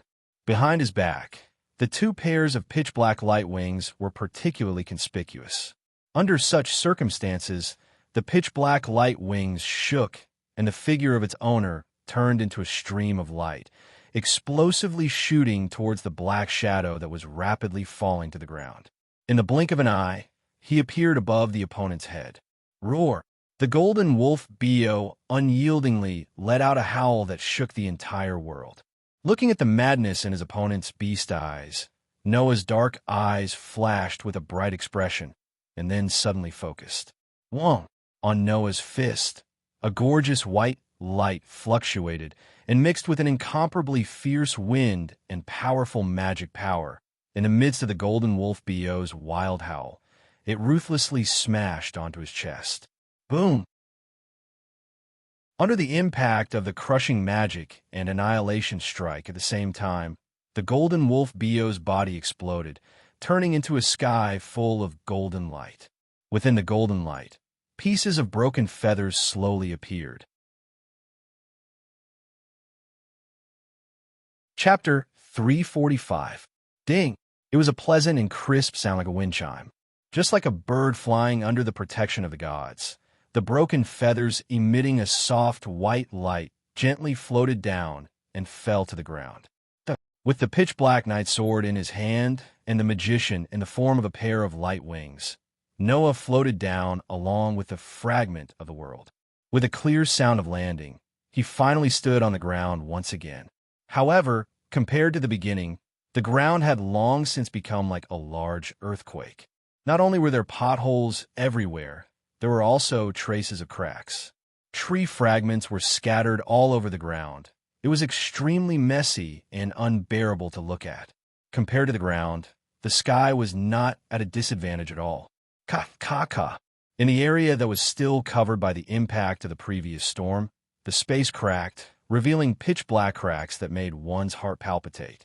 Moreover, the cracks were still spreading to the surroundings, and it was likely that they would not dissipate for a period of time. Noah's crushing magic at full strength was indeed quite domineering. With the support of an extremely sufficient amount of magic, it could even shatter space. At this level, even Kilda's, who also had the crushing magic, might not be able to do it. After all, even if Kilda's mastery and control of the crushing magic was not inferior to Noah's, Kilda's certainly did not have the extremely vast amount of magic that Noah had. He simply could not support the crushing magic to such an extent. Fortunately, the battle was on a mountaintop far away from the traces of people. Otherwise, if Noah and the Golden Wolf Bo were to battle in Sanyi City, it would definitely cause an unimaginable disaster. Ding! The fragment of the world that was emitting a soft white light was still making light sounds as it slowly floated down from the air. Noah reached out his hand and held the broken feathers in his hand. Feeling the familiar power and emotion on it, he let out a heavy breath. The pitch-black knight's sword and magician simultaneously turned into a green flame and dissipated in the air. Noah took a deep breath. Waves of exhaustion came from the inside of his body, causing Noah to let out a bitter laugh. How long has it been since I experienced physical exhaustion? In the battle with the Golden Wolf Bo, Noah used all of his powers except for the Black Tea King and Fairy Tale of his 3 major spells. However, the Black Tea King was unable to be used in this battle. Although Noah's Black Tea King had the excellent effect of plundering other people's abilities, it had no effect on powers that were not in the category of abilities. Since the beginning, Black Tea King's sword, naturally, the Black Tea King was unable to have any effect on him. Don't think that Golden Wolf Bo's ability to change forms like a magician. Golden Wolf Bo didn't have a fixed form to begin with, and the ability to change forms was also part of his body's power. Like water, although the body of water was extremely ordinary water, it could change into any shape due to external factors. Could that be considered as water possessing abilities? Naturally, it was impossible. As for the 3 major spells of the fairy tale, they were indeed quite powerful. Even if he was able to use one of them, this battle would not have lasted this long. Unfortunately, the 3 major spells of the fairy tale had a flaw that could not be ignored. Usage time. The amount of time needed to use it and activate it was not short. Using it to deal with other enemies might not be a problem, but to deal with the Golden Wolf Bo, who was as fast as lightning, whether or not he could use it in time was a problem. At least, Noah had not found such an opportunity. Thus, after using his full strength, Noah had used up a lot of the boundless magic in his body. He did not overdraft it, but he still squandered it, causing Noah to feel a trace of exhaustion. Whoa! At this time, in the sky, a golden light sprinkled down, slowly condensing into the form of the Golden Wolf Bo. Noah's body tensed up, fiercely looking in the direction of the Golden Wolf Bo. But when Noah thought that the reborn golden wolf Bo would continue to violently attack him, the scene that appeared in front of Noah made him stare blankly. Bang! With a soft thud, golden wolf Bo, who had regained his human form, fell to the ground as if he was paralyzed. Noah could clearly see that the eyes of the golden wolf Bo that had fallen to the ground were filled with wildness and ferocity. However, there was only a faint light left in those exceptionally bright, gem-like eyes. The golden radiance on its body had also completely dimmed. Even its body had become illusory, as if it could disappear at any time. Seeing this scene, Noah's tensed body slowly relaxed, but he remained silent. Noah could sense that the life force of the golden wolf Bo was decreasing at a terrifying rate. He was afraid that if this continued, the golden wolf Bo's life would directly disappear. At that time, the golden wolf Bo would naturally disappear and would not appear again. It was originally a sprite born from nature, a bundle of fantasy formed by the convergence of mystery and miracles. As a fantasy breed, the golden wolf Bo's life was absolutely perfect. Not only would it not age, but it would also not die. No matter which world it went to, unless its existence could be directly erased. Otherwise, the golden wolf Bo would be a perfect body that would never die. Logically speaking, it was impossible for the golden wolf Bo's life to suddenly disappear like this. However, the appearance of the world fragment changed everything. In the past, Noah thought that the world fragment had lodged in the golden wolf Bo's body after it was born. But now, Noah understood that it should be the opposite. If Noah had not guessed wrongly, the world fragment should have quietly stayed in a corner of this world before this. However, in this place, fantasy breeds had started to be born.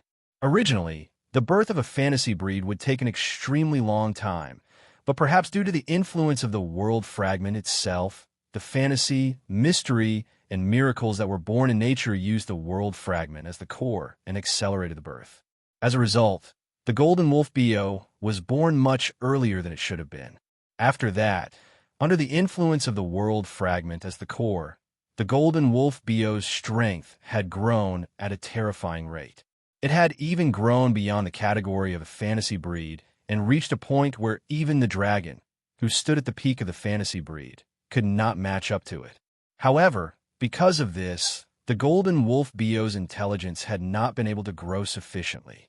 As a result, the golden wolf Bo could not have the intelligence of a human. It could only have a little spirituality and could understand human language, but its brain was not very bright. It was in this state where it was neither good nor bad. Now that the world fragment as the core had been taken back by Noah, this life that was born by relying on the world fragment naturally could not continue to exist. Just as Ouchie Orange had said, the golden wolf Bo had undergone an abnormal evolution. While this evolution had brought about a terrifying growth in strength, it had also caused it to lose its intelligence and become an existence that relied on the world fragment to exist. It was no longer a perfect life form. After understanding this, Noah fell silent and slowly walked in front of the golden wolf Bo. The golden wolf Bo raised its head. Its body was faintly discernible and could disappear at any time. Furthermore, it was extremely weak. However, it still looked at Noah unyieldingly. Even though it had undergone an abnormal evolution, the golden wolf Bo was still a fantasy breed. It had surpassed the category of a fantasy breed and was evolving toward a mythical breed. Even if it was about to disappear, even if its intelligence did not reach the level of a human, the golden wolf Bo still had the pride of a fantasy breed and would not lower its head to an enemy. Seeing this, Noah sighed. In the end, you ended up in this state because of the influence of the world fragment. Seeing you disappear makes me feel very uncomfortable. I also believe that no one wants to see you, who is very likely the only fantasy breed in the current world, disappear like this. After saying this, Noah looked down at the golden wolf Bo and met its gaze. Do you want to follow me? Chapter 346. The golden wolf's eyes were clearly startled. This also allowed Noah to confirm that although the golden wolf Bo did not have the intelligence of a human, it still had enough intelligence. You have now lost the core of your life. Noah smiled. But I can replace the existence of the world fragment and let your life continue to extend. Noah extended his hand towards the golden wolf Bo. So, do you want to follow me? Replace the world fragment with himself? Was that something that could be easily done? Not to mention other things. If anyone could replace the existence of the world fragment, then wouldn't it be great? But for no reason, when Noah wanted to let the golden wolf Bo continue to live, he had such a feeling in his heart. Perhaps he could do it. This feeling was the intuition that had always guided Noah. Other people's intuition was only an illusory and untrustworthy existence. But Noah was very confident in his own intuition, because, until now, Noah's intuition had never disappointed him. Therefore, Noah felt that he could definitely become the life of the golden wolf Bo, replace the world fragment, and let the golden wolf Bo continue to live. It was unknown if the golden wolf Bo really understood Noah's words, but he still raised his head and stared blankly at Noah's hand that was extended towards him, not moving at all. Noah did not rush him. He only quietly looked at the golden wolf Bo, patiently waiting for his reply. After a long time, the golden wolf Bo's body suddenly released a burst of intense light, illuminating the battered surroundings. In that intense light, the golden wolf Bo turned into a stream of light, floating up like starlight. After hovering in the air for a while, he suddenly swooped down and landed on the arm that Noah had extended towards him. Whoa! In the next moment, the stream of light that the golden wolf Bo had turned into actually directly merged into Noah's arm. After flickering a few times, it dimmed and disappeared. Noah couldn't help but be stunned. After he reacted, he quickly rolled up his sleeves. However, the hand that golden wolf Bo had fused with was the hand that Noah had injured while saving Elisha. In order to hide the scar, it had always been wrapped in bandages. Thus, Noah directly removed the bandage on his hand, exposing his arm to the air. Looking at his hand, Noah was a little stunned, because on this hand that was full of scars, there was a tattoo that was slightly similar to Aoko's magic seal. However, the tattoo on Noah's hand was not blue like Aoko's. Instead, it was a brilliant gold. There was also a faint trace of a wolf's head howling at the moon. Whoa! The resplendent tattoo flashed with brilliance, illuminating Noah's cheeks. Noah could feel that this tattoo was agitating as if it had a life of its own, and it was becoming more and more intense. Extending his other hand, he lightly brushed the golden lines on his arm that was full of scars. Feeling the heart-like agitation of life inside, Noah couldn't help but smile. From today onwards, we are a community of life. You live because of me, and I will also give my life to you. I hope that our time together will be forever. Wong. On his arm, the golden lines suddenly burst with a brilliant light, as if responding to Noah's vow. Faintly, Noah could even see a sacred golden wolf letting out a resounding howl at him. At that moment, Noah lightly brushed the golden lines, as if he was comforting something. Then, he grabbed the bandage and once again wrapped the hand that was full of scars and lines. Raising his head and looking in the direction of the mountaintop, Noah leaped up, his body turning into a stream of light as he flew away. When Noah once again appeared on the mountaintop, the scene that appeared in front of him made Noah's heart tighten involuntarily. The ground had collapsed even more thoroughly than when Noah had first left. On the ground that was full of rubble, there were 3 figures lying there. Impressively, they were Aoko Aochi, Yuju, and Aoko Aochi Chung. Except for Aoko Aochi Chung, who was leaning against a tree trunk, Aoko Aochi and Yuju were directly lying on the ground. Moreover, the 3 of them were covered with bloodstains, and their injuries looked quite serious. Could it be that Aoko Aochi, after seeing that she couldn't win, wanted to perish together with Aoko Aochi and fought with Aoko Aochi Chung? But that couldn't be right. Undoubtedly, Noah had left Avalon here before he lured the golden wolf Bo away. Moreover, Avalon still had plenty of magical power. Even if Aoko, Aochi, and Yuju were fatally injured every second, they could still be healed for 3 minutes. How could they still be injured? Aoko, Aochi, Yuju. With a lot of doubts, Noah came to the side of Aoko, Aochi, and Yuju who were lying on the ground. After checking on them, he let out a sigh of relief. Although they were seriously injured, it wasn't fatal. Aoko, Aochi, and Yuju had only fainted, and the worst situation didn't happen. Cough, cough, cough. At this time, not far ahead, weak coughing sounds entered Noah's ears. Noah raised his head and looked at Aoko, Aochi, who was leaning against a tree on the ground. Looking at her abnormally pale appearance, blood at the corner of her mouth, and weak appearance that was constantly coughing, he narrowed his eyes, slowly stood up, and walked towards Aoko, Aochi's direction. Aoko, Aochi seemed to have heard the footsteps.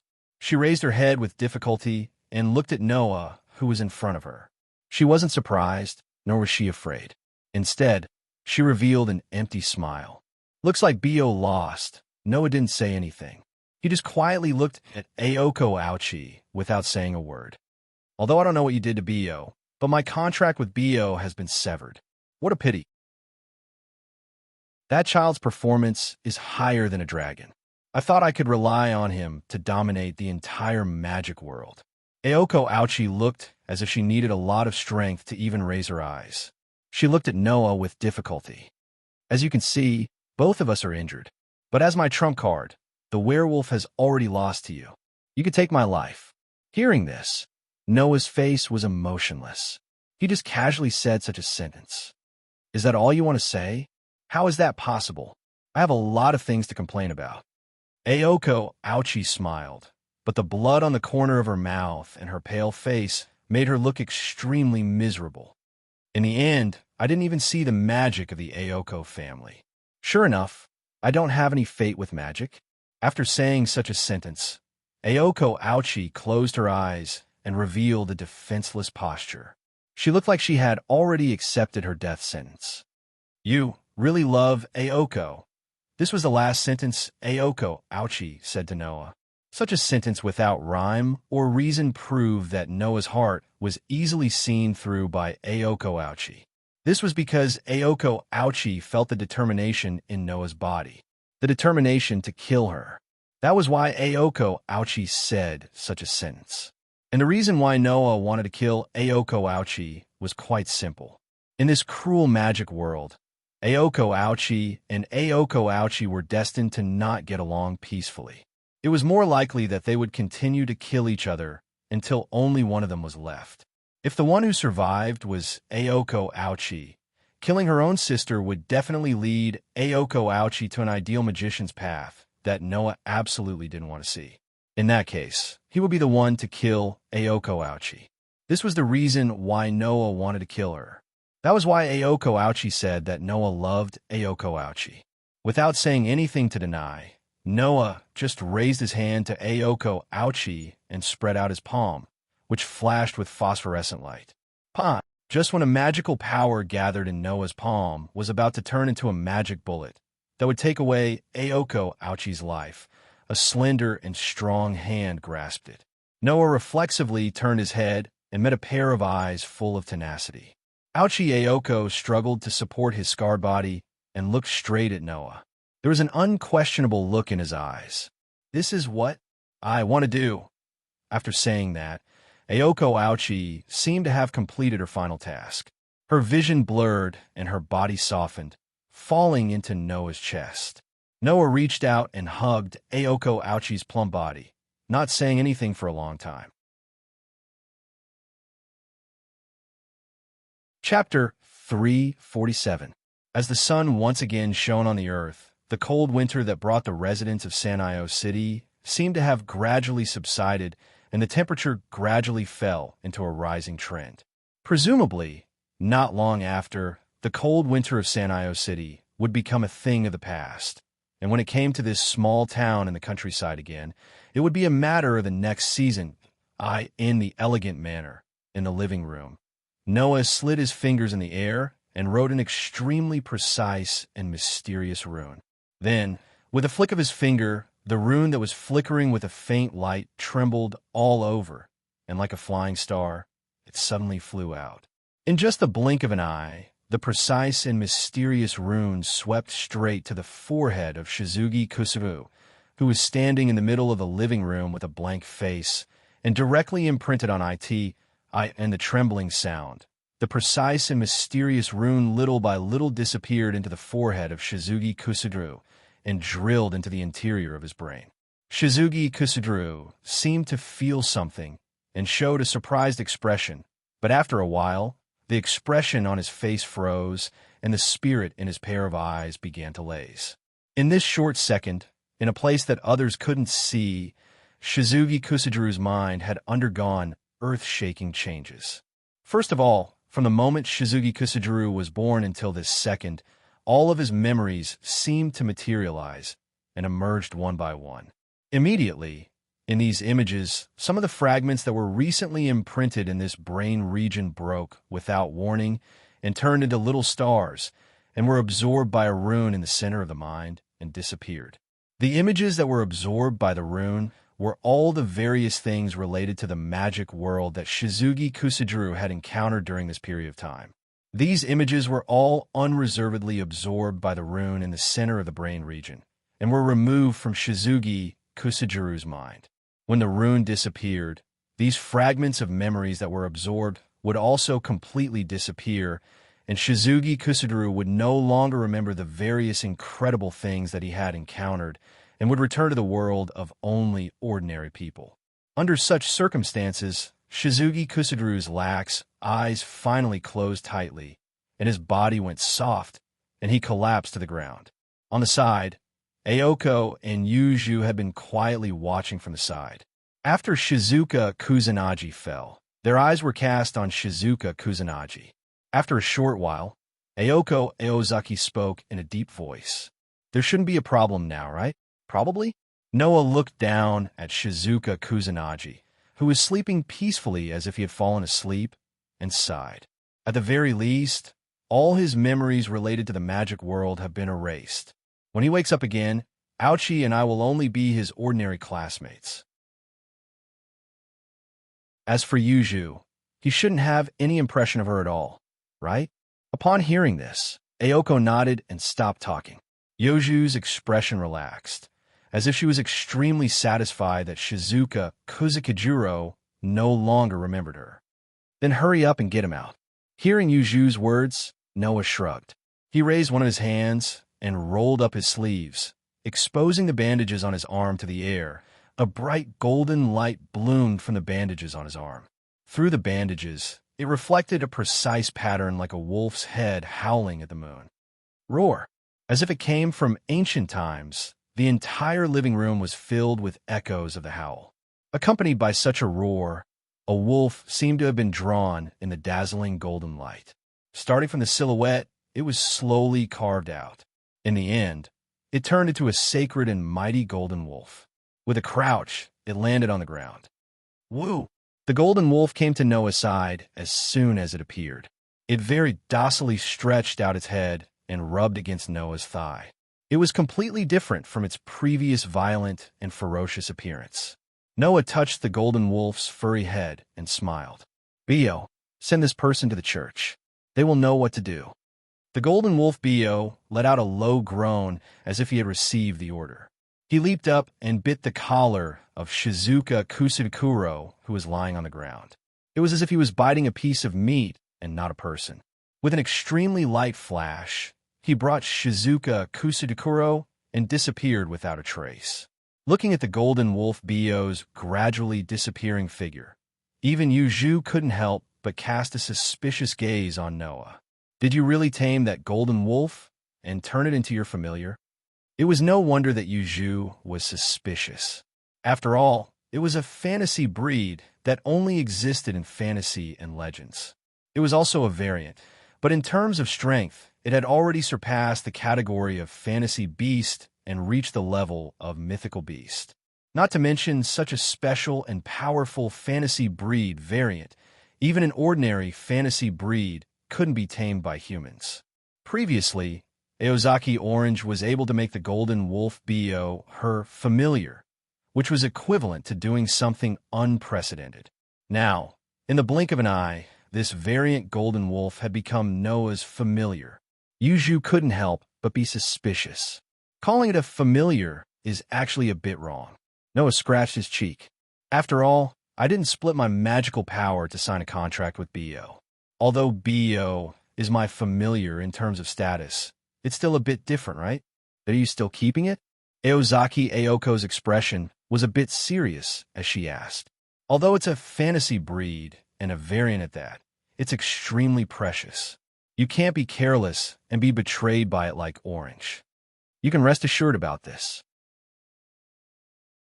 Noah looked in the direction that Bio left, and the corner of his mouth slowly rose. There's no way that Bio will betray me. Noah was family, so he knew that the Golden Wolf Bio wouldn't betray him. Not to mention anything else, just the fact that the Golden Wolf Bio and Noah were living as one meant that it was impossible for the Golden Wolf Bio to betray Noah. This was because once it left Noah, the Golden Wolf Bio would definitely die. Moreover, even if the Golden Wolf Bio wanted to disregard the consequences of its life and choose to leave Noah, it wouldn't be able to do it. Now, the Golden Wolf Bio had already integrated into Noah's body with Noah as the core. Don't forget that Noah had 3 major constitutions, one of which was that it could absorb all the power that integrated into his body. Under such circumstances, when the Golden Wolf Bio integrated into Noah's body, it was completely absorbed by Noah's body and became one of Noah's powers. Therefore, rather than saying that the Golden Wolf Bio was Noah's familiar, it was better to say that it was Noah's doppelganger. Even its soul was engraved with the concept of Noah as the master, which was equivalent to a part of Noah's body. It was impossible for it to have any thoughts of betraying Noah. This was also the reason why the Golden Wolf Bio was so docile towards Noah. Otherwise, even if it had integrated into Noah's body, with the Golden Wolf Bio's pride as a fantasy breed, it would still be impossible for it to be as docile as a pet. In other words, Noah had obtained a doppelganger that listened to his every word and whose strength was not below his own. It was a great bargain. Of course, perhaps it was the so-called where there is gain, there is loss. But Noah had also lost another important guardian after obtaining the Golden Wolf Bio. It's been 3 days since then. Yuju frowned and asked, "You still haven't found Avalon?" When this matter was mentioned, Noah's face was filled with helplessness. No, after that, I went to the scenes several times and even searched the bottom of the mountain, but I still couldn't find Avalon. Yes, Avalon was lost. This was also the reason why Aoko and Yuju had been injured in the battle with Aoko that day. It was also the main reason why Noah had delayed the matter of erasing Shizuka Kusahiro's memory until now in order to heal Aoko and Yuju. According to Aoko and Yuju, originally, Avalon had always been there. However, after Aoko had been fatally injured by Aoko, and not long after, she had fully recovered. Aoko, who realized that something was wrong, found Avalon. Then, there was no then. In order to win, Aoko directly sent Avalon flying, and the strongest guardian in the world disappeared just like that. Chapter 348. In order to find Avalon, Noah had been using the Runi magic to heal Aoko and Yoju's injuries every day. He also went to the mountain where the battle took place that night. In the end, no matter if it was the top of the mountain, the middle of the mountain, the foot of the mountain, or even the bottom of the mountain, Noah still couldn't find Avalon after searching the entire mountain. This caused Aoko and Yoju's injuries to not have fully recovered until now. Since you can't find it, it's about time to give up, right? Aoko said to Noah with an indifferent attitude. Since you already have that golden wolf's value shouldn't be below your Avalon, right? I think that Avalon should have been sucked into the space crack that day. Yuju used her slender finger to touch her chin. After pondering for a moment, she gave a guess. Your battle with Bio caused a lot of damage to the space. Avalon should have been sucked into the space crack at that time. I don't know which corner of the world it was lost to. After hearing Yoju's words, Noah also felt that it was very possible. That day, Ouchie Orange had only sent Avalon flying. Logically speaking, Noah should have searched the entire mountain, so he should have found Avalon by now. But if he still couldn't find it, then Avalon could only have been sucked into the space crack that day and lost to another place. If that was the case, it wouldn't be easy to find Avalon. At the thought of this, Noah felt helpless again. Forget it, although I feel a little sorry for Gaia and Alea, since I can't find it. Then there's nothing I can do. Yuju, who had been paying attention to Noah's words, was startled and looked at Noah with a puzzled expression. Sorry for Gaia and Alea? What does that mean? Aoko also looked at Noah with a stunned expression. Gaia and Alea. They seem to be the combination of the planet's will and the human's unconscious, the two great powers of this world, right? Why would you let them down? Well, Noah waved his hand perfunctorily. I'm just saying, don't take it to heart. Hearing this, Aoko and Yuju both looked at Noah with deep meaning, then turned their heads away without saying anything. However, when they looked at each other, their eyes flashed with a thoughtful light. Speaking of which, to be able to fight against the golden wolf Bio, who was a fantasy breed, Noah couldn't be a simple human, right? Now that he mentioned the two great powers of the two great powers, how could Aoko and Yuju believe him to say that he was to say that he just of the great powers? This was to say the secret of the great powers of the great powers of the great powers of the great powers of the great powers of the world. Of course, no matter how active Aoko and Yoju's thoughts were, no matter how much they guessed, it was impossible for them to guess that Noah was so close to the two great powers of the great powers that they could be considered as mother and son. Although this so-called mother and son relationship made Noah quite sad. If you have the time to let your imagination run wild, why don't you think about how to heal your injuries? Noah rolled his eyes when he saw the two girls falling into deep thought. Don't forget, you are still injured. Aoko and Yuju might seem to be fine now, but in reality, whether it was Aoko or Yuju, both of them were injured internally. Aoko Aozaki, in order to defeat Aozaki Orange, forced her, magic circuit, into an overloaded state.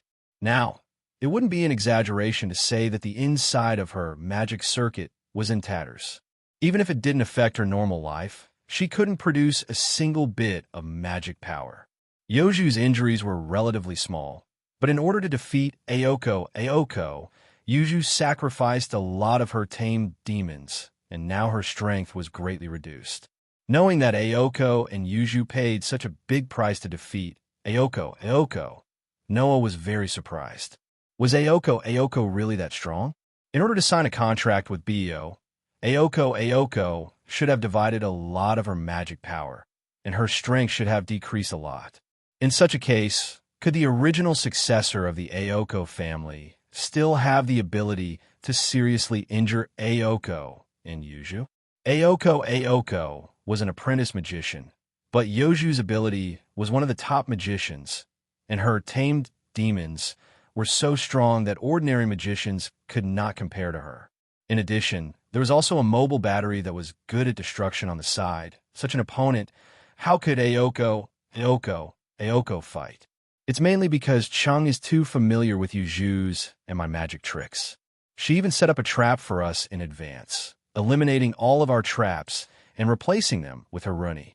Many of Yuju's tamed demons are greatly restrained. Aoko was a little unwilling to admit defeat when she mentioned this. Moreover, my sister also prepared a lot of trump cards. Not only did she have the newly made Magic Eye, she also extravagantly took the magic seal from other magicians and used it. If it was not for your scabbard, Yuju and I might not have been able to exchange for the result of both sides being injured. Aoko is indeed a very difficult opponent. Yuju glanced at Noah. I heard that you let Aoko go in the end. Is that right? Noah smiled slightly and did not answer, but that expression was equivalent to admitting it. Seeing Noah's silent admission, whether it was Aoko Aozaki or Yuju, Their expressions relaxed for a moment. It seemed that these two girls were not only not regretful that Ayoko was able to survive, but were also very satisfied. Obviously, although they did not say it out loud, they had already accepted their fate. But for Ayoko, and Yuju, they still had a trace of affection. I believe that in the future, the special bond and fate between Ayoko, and Yuji will still unfold between the three of them, right? But that did not have much to do with Noah. Although it's a bit of a pity that Avalon is gone, I found what I was looking for here, and I've accomplished my goal, Noah suddenly said. It is time to leave. When this sentence echoed in the living room of the mansion, Ayoko, who was about to reach out for the cup filled with black tea, froze. Yuju also suddenly raised her head and could not help but look in Noah's direction. The atmosphere, which had been somewhat relaxed until now, suddenly became oppressive. It was not until this moment that Ayoko, and Yuju remembered. Noah's purpose in coming to Sano City was to find something on Golden Wolf Bio. Now, Golden Wolf Bio had become Noah's familiar. Of course, Noah should have also found what he was looking for, and there was no reason for him to continue staying here. Yes, Noah, it is time to leave. Ayoko, and Yuju understood this, but they could not explain what they were feeling now. They only knew that their emotions had become very complicated in an instant, very complicated. However, Ayoko, and Yuju were not the kind of people who would be pretentious or give in to their emotions. Is that so? The stiffness in Ayoko's body slowly disappeared. She continued to reach out, picked up the teacup, took a sip, and asked as if nothing had happened. When do you plan to leave? After your injuries have healed. Noah also did not have the intention to be pretentious. His answer was very straightforward, which made him look a little cold, but the words that came out of his mouth dispelled this feeling. Before your injuries have healed, I can't leave in peace. Ayoko nodded and did not speak anymore.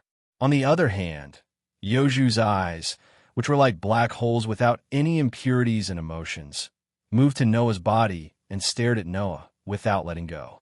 It was as if she wanted to remember Noah's appearance. She silently stared at him. Noah could only remain silent in response to Yoju's behavior, because even he could not read Yoju's feelings from her eyes, which had always been emotionless. At this moment, Noah could only pretend that he did not know and turned his head away.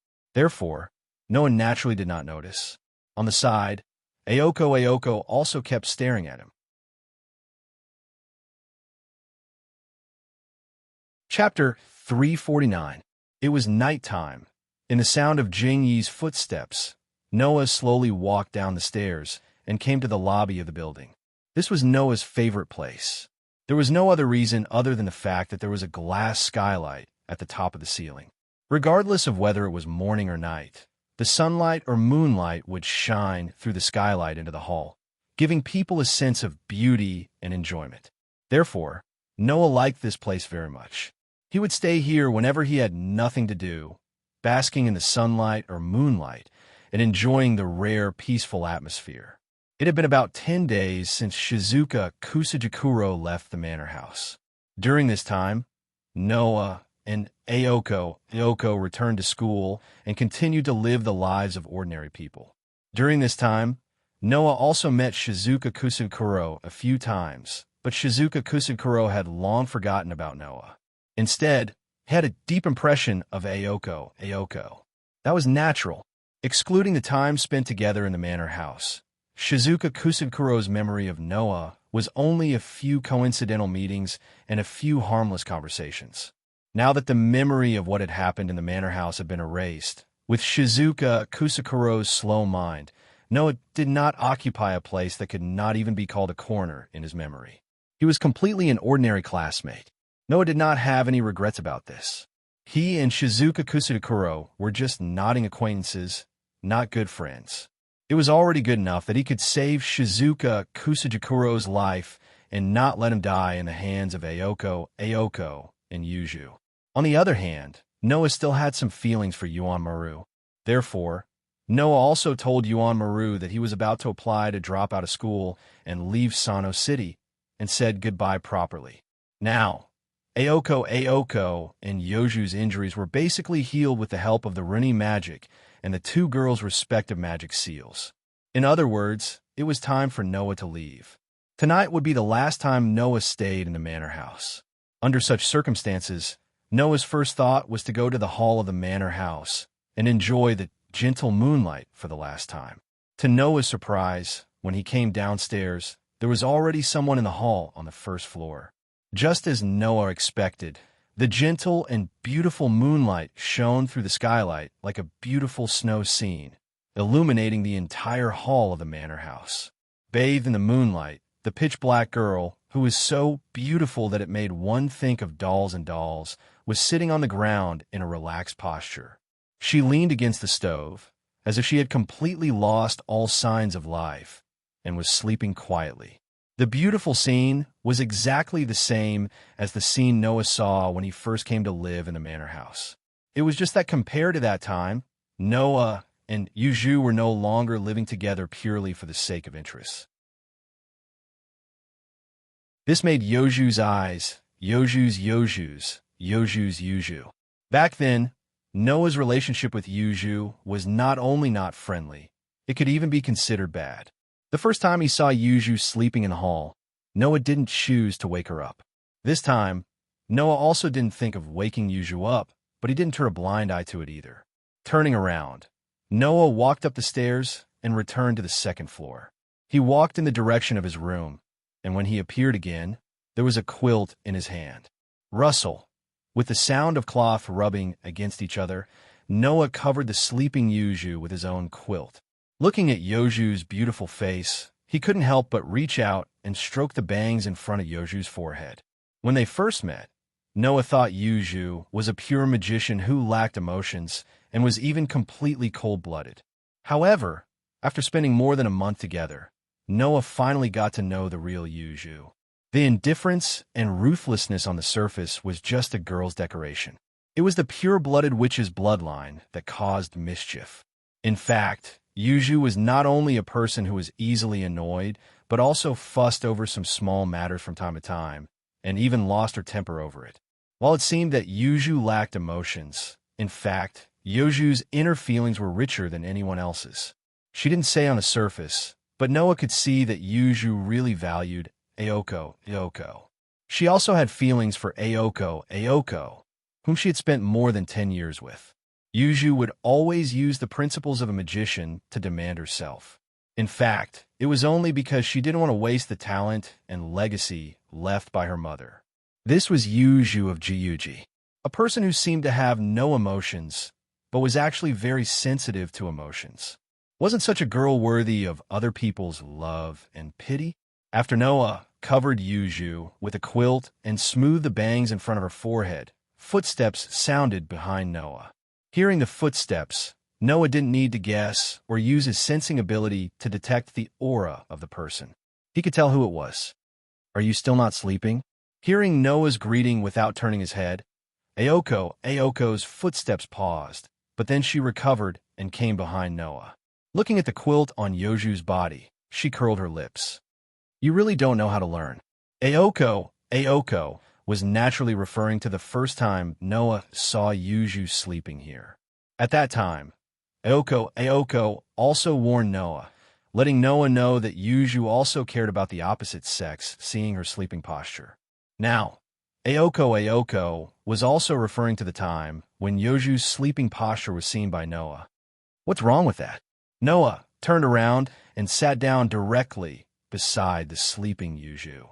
Leaning against the stove, he raised his head and looked at Aoko's beautiful face under the moonlight and smiled. Even if she finds out, given Yoju's personality, she'll just sulk for a few days. At most, she'll fight. I don't mind accompanying her.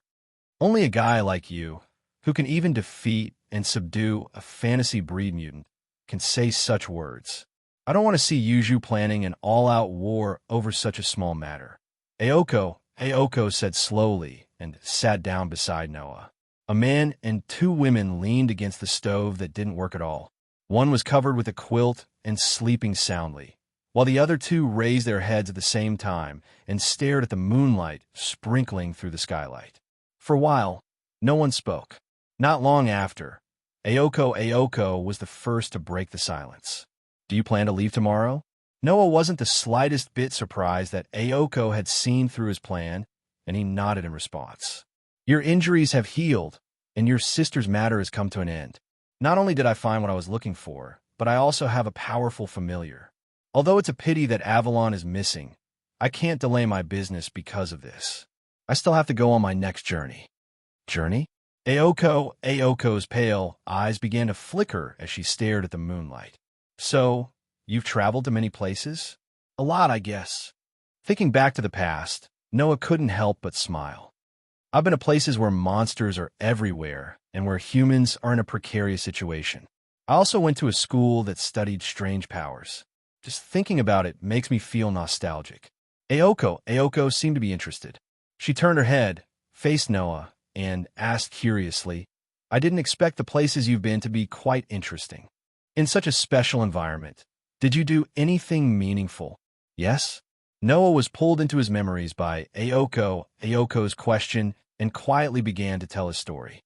"In that place where monsters are everywhere, although humans are in a precarious situation, they're extremely resistant to a group of children who can compete with those monsters. I built a shelter there and took in those children. I also fought with the adults many times." "Bully children? What kind of ability is that?" Aoko frowned her beautiful eyebrows, then continued to ask with interest. "And then?" "Then, in the school that studied strange powers, I also met a group of companions, but the theme there was combat skills, so I had the opportunity to duel with my companions every day." Speaking of this, Noah couldn't help but laugh.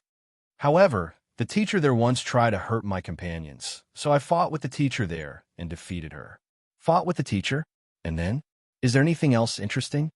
"Anything else?" Noah and Aoko, who were immersed in interesting topics, didn't see that on the side, Yoju's eyelids began to tremble.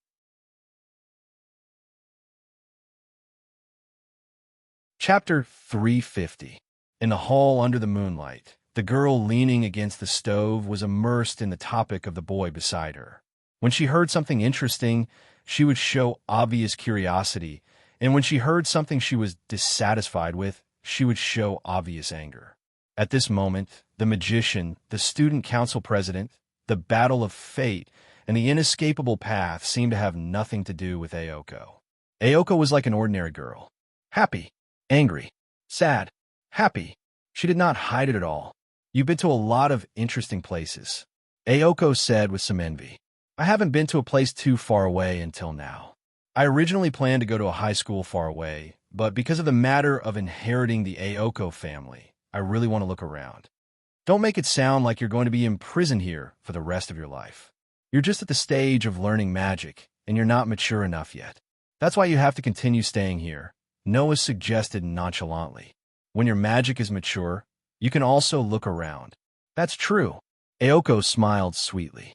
"Anyway, with Yuju here, I'll let Yuju worry about the spirit vein in Sano City. When the time comes, I'll travel around and see the interesting places in this world like you." Aoko did not know that the places mentioned by Noah were in other worlds and did not exist in this world. However, there were also many places in this world with strange forces and chaotic gods, and there were many parallel worlds. Although there were no existences like the Black Bullet and Absolute Dual Blades, there were certainly similar places. For example, there were monsters everywhere, and the situation of human beings was precarious. For example, there was an underground school that studied inexplicable forces, and there were students from the outside who were used as experimental subjects in the school. These places definitely had similar existences in this world. If Aoko really planned to travel, then in the future, she would definitely see wonderful things that were not inferior to Noah's in other worlds. And Noah naturally did not know that Aoko would really travel in the future because of the conversation tonight. However, now, there are also people who opposed Aoko's decision. "Why are you going on a trip, Qingzi, while I have to stay behind to look after the spirit vein?" in Sanliang City. Yuju could no longer pretend to be asleep. She opened her dark eyes and stared at Ayako Ozaki, who was on the other side of Noah, with obvious dissatisfaction. Sano City's spirit vein originally belonged to your Aozaki family. So you're awake? Ayako was taken aback for a moment before she smiled awkwardly. Well, there's nothing bad about it. Yuju, you're not the kind of person who would wander around anyway. Besides, you don't want to give up this mansion, right? That's another matter. Yuju unhurriedly said these words. She got up slightly, and the blanket covering her body slid down. Seeing this, it was Yuju's turn to be stunned. However, she did not say anything. She only tightened the blanket in her hands and shrunk her petite body into it. Yuju knew that Ayako Aozaki would not do such a considerate thing. Moreover, this mansion was Yuju's territory. It was also the gathering point of the spirit vein in Sanliang City.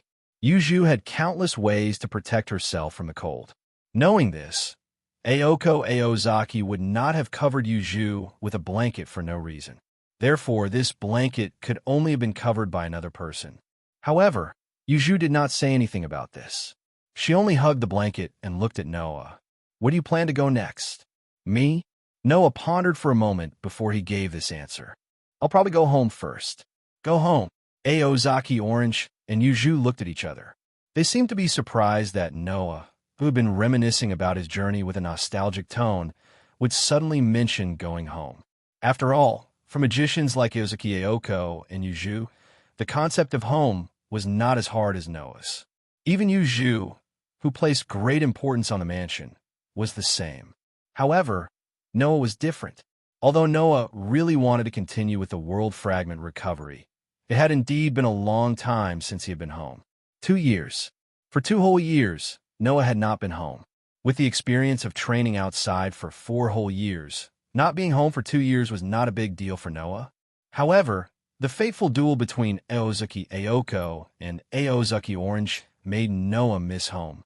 Therefore, this time, Noah wanted to go home and see his lovely family.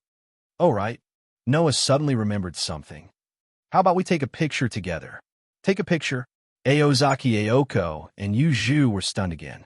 Ignoring Aozaki Ayako and Yuju, Noah took out a mobile phone from his pocket. What's this? Aozaki Ayako looked at the mobile phone in Noah's hand and asked in confusion. Could it be some kind of noble artifact? This is not a noble artifact, Noah said helplessly. It's just an ordinary mobile phone. Mobile phone? Aozaki Ayako was surprised. This is a mobile phone? Not to mention Aozaki Ayako. Even Yuju was a little surprised. It was not that Aozaki Ayako and Yuju had never seen a mobile phone before, but the mobile phone in Noah's hand was a little beyond their understanding. Not only did it have no buttons, but the entire surface was also a screen. For this small town in the countryside where mobile phones and the internet had not really begun to develop, this type of mobile phone had not been born yet. At least, Aozaki Ayako and Yuju's impression of mobile phones was still at the point where they were palm-sized with buttons and a cover. I brought this from the place I told you about earlier. It's filled with monsters. Noah did not explain much. He just stood up and went to the front. After setting the mobile phone to automatic photo mode, he quickly went back to Aozaki Ayako and Yuju and sat down. I specially chose a mobile phone with outstanding photo functions. The pixels are good, and there are many photos of the friends I met on the journey. Come take a picture with me. Aozaki Ayako and Yuju did not seem to be able to react. For a moment, they panicked and did not know what to do. Really? Noah smiled bitterly, reached out his hand, and directly put it around Aozaki Ayako and Yuju's neck and pulled the 2 girls over. The 3 heads suddenly leaned together. Gotcha dash. In the next second, the sound of the flash and the shutter was heard at the same time. On the screen of the mobile phone, the scene of the smiling Noah, the slightly angry Aozaki Ayako, and the slightly panicked Yuju intimately leaning together was forever fixed on the screen. The next day, Noah did not say goodbye to Aozaki Ayako and Yuju and directly left the manor house. Aozaki Ayako and Yuju did not come to see Noah off. They just stood by the windows of their rooms and watched Noah leave.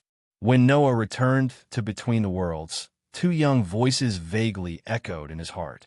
The content was like this: May you always be safe. The sun was setting in the west, and the sky was dark. It was going to be night soon. On the road outside a park, a clear voice rang out. Hurry up. If you don't go back, you'll be scolded. Got it. The person who responded to the voice outside the park was a cute little girl with black hair who was still in the park. The little girl was about to run outside, but in the next moment, she inadvertently caught a glimpse of a golden light and stopped in her tracks. Her eyes flashed with confusion and curiosity. She came to a dark corner and pushed aside the grass there. In the next moment, the little girl saw it. Behind the grass, a gorgeous scabbard lay there quietly. The little girl could not help but reach out and touch the gorgeous scabbard. The scabbard suddenly emitted a bright light, turned into a stream of light, and swept into the little girl's body. The little girl seemed to be startled and quickly touched her body. At this time, the clear voice called out again. I'm ignoring you. Hearing this, the little girl did not care about the fact that the scabbard had inexplicably entered her body. She hurriedly got up and ran outside. Under the setting sun, the two black-haired little girls chased each other, laughing and playing on the road while trotting into the distance. After a while, they disappeared into the horizon. If Noah was here, he would be very surprised to find out. The scabbard not only disappeared into another space, but also coincidentally arrived at another time.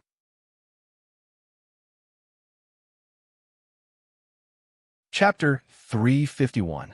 Coo, coo, coo, coo, coo, coo. This was the cry of seagull. Walala. This was the sound of clear water flowing in a small river. Ga, ga, ga. This was the strange roar of an unknown beast hidden in the lush forest. Who? This was the whistling sound of the sea breeze that came from the boundless ocean, bringing with it a sense of nostalgia. In this boundless ocean, in an unknown corner, there seemed to be two islands, one big and one small, overlapping each other.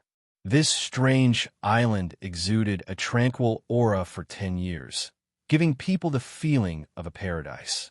Against the whistling sea breeze, the hem of his coat fluttering, Noah stood on the edge of Heavenly Wolf Island, looking at the endless ocean, breathing in the familiar air, his dark and deep eyes blooming with an unprecedented feeling of infatuation. I'm back. Yes, back. After 2 years, Noah finally returned to his own world. The familiar magic pervaded Heavenly Wolf Island.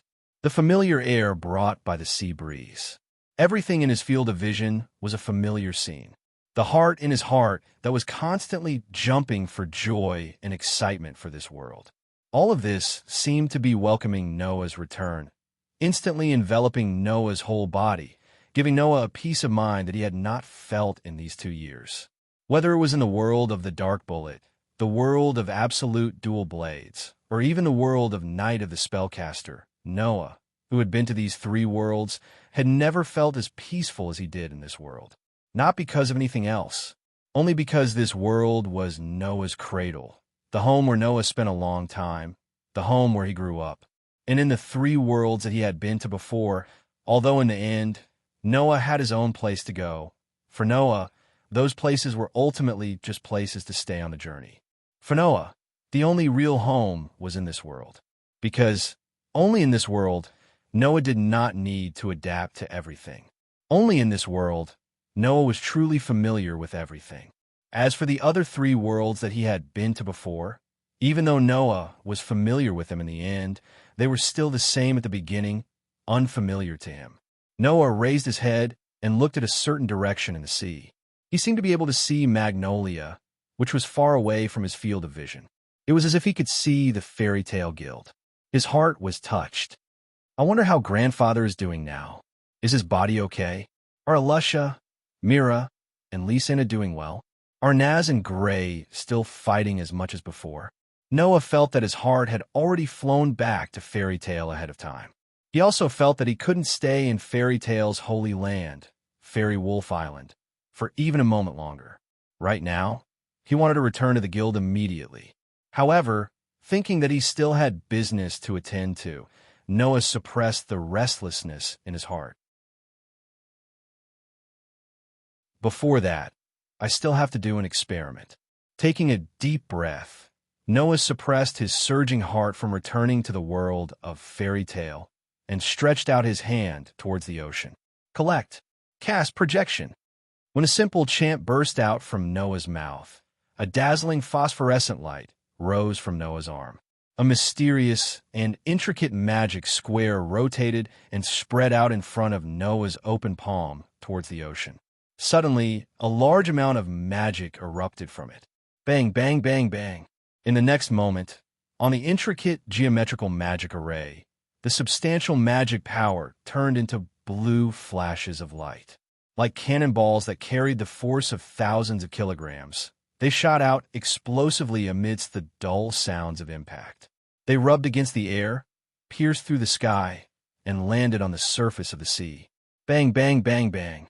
Along with the continuous echoes of the explosion, on the surface of the ocean that was hit by the magic bullet, bursts of waves exploded like water pillars, stirring up countless splashes, scattering in all directions, scaring the seagulls in the air and causing them to flee. But unlike the seagulls that fled in panic in the forest behind Noah, the monsters that felt the movement and the magic aura began to move in this direction. Ignoring the movements around him, Noah looked at the ocean that was turned upside down by his magic bullet and couldn't help but breathe a sigh of relief. I thought that after leaving that world, I wouldn't be able to use magic anymore. This worry was not unnecessary. One of the conditions for using magic was to come into contact with the magic base plate engraved in the world, using one's own magic to activate the magic pattern engraved on the magic base plate. Now, Noah had already left the world of Night of the Magicians and returned to the world of fairy tale. And in this world, there was no such thing as a magic base plate. Before returning, Noah didn't know whether he would be unable to use magic because he couldn't come into contact with the magic base plate when he went to another world. But now, it seemed that even if he left the world of Night of the Magicians, he could still come into contact with the magic base plate. Of course, Noah didn't know that he was the only one who could do this, because Noah didn't come into contact with the magic base plate himself, but the world took the initiative to help Noah come into contact with the magic base plate. If it was another magician who went to another world, even if they had the ability to go against the heavens, there would be no way for them to come into contact with the magic base plate in another world. Only Noah, even if he went to another world, the world would continue to care for him and continue to help him build a bridge to come into contact with the magic base plate, so that Noah could use magic without being affected at all. After knowing that his magic could still be used, Noah was completely relieved. He used the limit ability again and slowly sealed his magic, causing his power to fall into a state of self-growth, constantly improving his strength. As the number of times he used the limit ability increased, Noah's mastery of the limit ability also became higher and higher. Right now, Noah only needed a single thought to remove the restricted powers, and it didn't even take an instant for him to succeed. Furthermore, it was the kind of power that he could freely control. He could remove as much power as he wanted and seal as much power as he wanted. Therefore, now, as long as it wasn't time to fight, Noah would seal all the power in his body with the limit ability and let it enter a state of self-growth. When it was time to fight, he would extract the desired level of power according to the situation. It was extremely convenient. Moreover, Noah also discovered that Bio, who had fused with him, could also use the limit ability and enter a state of self-growth. In other words, in the future, Bio's power would be the same as Noah's, increasing with time. It could even increase with the increase in power of its host, Noah. Bio's power would also increase at the same time as Noah's in the future. It was almost impossible for him to be left behind by Noah. After confirming this, Noah was completely relieved. Looking at the vast ocean in front of him, he smiled excitedly. In short, let's build a boat first. In less than 10 minutes, Noah finished building a small boat. Taking the boat, he left Sirius Island. After Noah left Sirius Island, on a tree, a petite figure appeared out of thin air. Her long hair swayed as she looked in the direction of Noah's departure, making a clear voice like a silver bell. See you next time. As soon as he left Sirius Island, Noah found that he had made a mistake. The sea was vast, and Noah didn't know how to get to Magnolia. Noah, who was a little hot-headed because of returning here, finally calmed down. He secretly regretted his carelessness. I won't just float to another continent like this, right? This thought, after floating aimlessly for a whole hour, made Noah even more uneasy. I have to think of a way. Fortunately, the world favored Noah. Just as Noah was about to find another way, a ship appeared in Noah's vision. No, to be more precise, it should be a pirate ship. Noah's eyes lit up.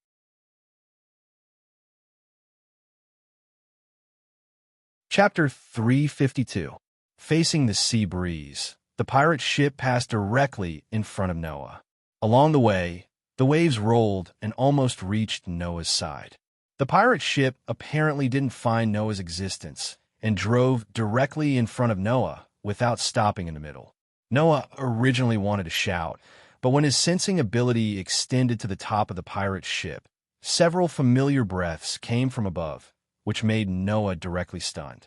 Then he was a little happy, and some of them didn't know whether to laugh or cry. Is there such a coincidence? Saying such a sentence, Noah had a big smile on his face, his eyes turned, and a plan appeared in his mind. Let's say a little exaggerated greeting. After that, Noah put on the hat that was connected to his coat, covering his nose. Like a gorgeous brilliance gathered under his feet. A vortex-like halo of airflow shrouded the bottom of Noah's feet. Bang! The vortex-like halo of airflow gathered under the bottom of Noah's feet suddenly burst, turning into a substantial impact, and the fragile boat collapsed into pieces. Noah, who used the leap technique, turned into a stream of light, cutting through the sky, like a cannonball soaring into the sky, and flew toward the pirate ship. After a while, he landed on the edge of the pirate ship. The group of pirates who heard the strange sound were shocked, and after they reacted, they all pulled out the weapons they wore and pointed in the direction of Noah. Being pointed at by a group of fierce pirates with weapons, Noah didn't even look at them. Instead, he looked ahead with a flash of light in his eyes. Hey! In the direction of Noah's eyes, a very plump girl with waist-length blonde hair, about 17 or 18 years old, seemed to have noticed the abnormality here and was surprised. What's wrong? What happened? Beside the girl, there was a heroic girl with a head of eye-catching crimson hair. She wore an ice-cold armor on the upper half of her body and a blue pleated skirt on the lower half of her body. She turned her dignified eyes in Noah's direction and frowned. Who is that? In addition to these two girls, two teenagers are also in that direction. No, it should be said that there are two teenagers and a cat with wings floating in the air. Among them, a black-haired young man violently tugged at his clothes as he stared at Noah with a puzzled expression. Who is that? Woo! The cat with wings looked at Noah and hid behind Alusha after a second. It feels like there will be a fight again. Alusha, you have to protect me. The only one left was a young man with rare, cherry-like hair. However, this cherry-haired teenager seemed to be seasick at this time. He was lying on the edge of the bed with a pale face. He looked like he wanted to vomit, but couldn't, which made the people next to him feel uncomfortable. In addition to the girl with waist-length blonde hair, whether it was the girl in the armor, the two teenagers, or even the cat suspended in the air, they were all Noah's acquaintances. They were Alusha, Naz, Gray, and Hubby.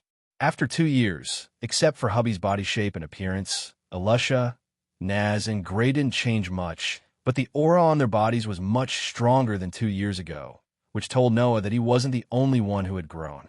It was because he noticed the aura of Alusha and others that Noah behaved like that. Suppressing the excitement in his heart, Noah jumped down from the edge of the ship and slowly walked forward. A group of ferocious pirates wanted to do something, but they seemed to be keenly aware of Noah's momentum. As Noah approached, they began to retreat. For a while, no one could say a word. Of course, Noah's goal was not them, but his childhood playmates. The golden-haired girl, who was the only one that Noah didn't know, looked at the menacing Noah and took a step back timidly. Are you really here to fight? Hey! Gray stepped forward and cast his eyes on Noah with a bad look. Although I don't know who you are, well, who you are has nothing to do with us, but you'd better tell us your purpose. Hearing this, Noah's mouth slowly rose, and he suddenly spoke. I should be the one to say this.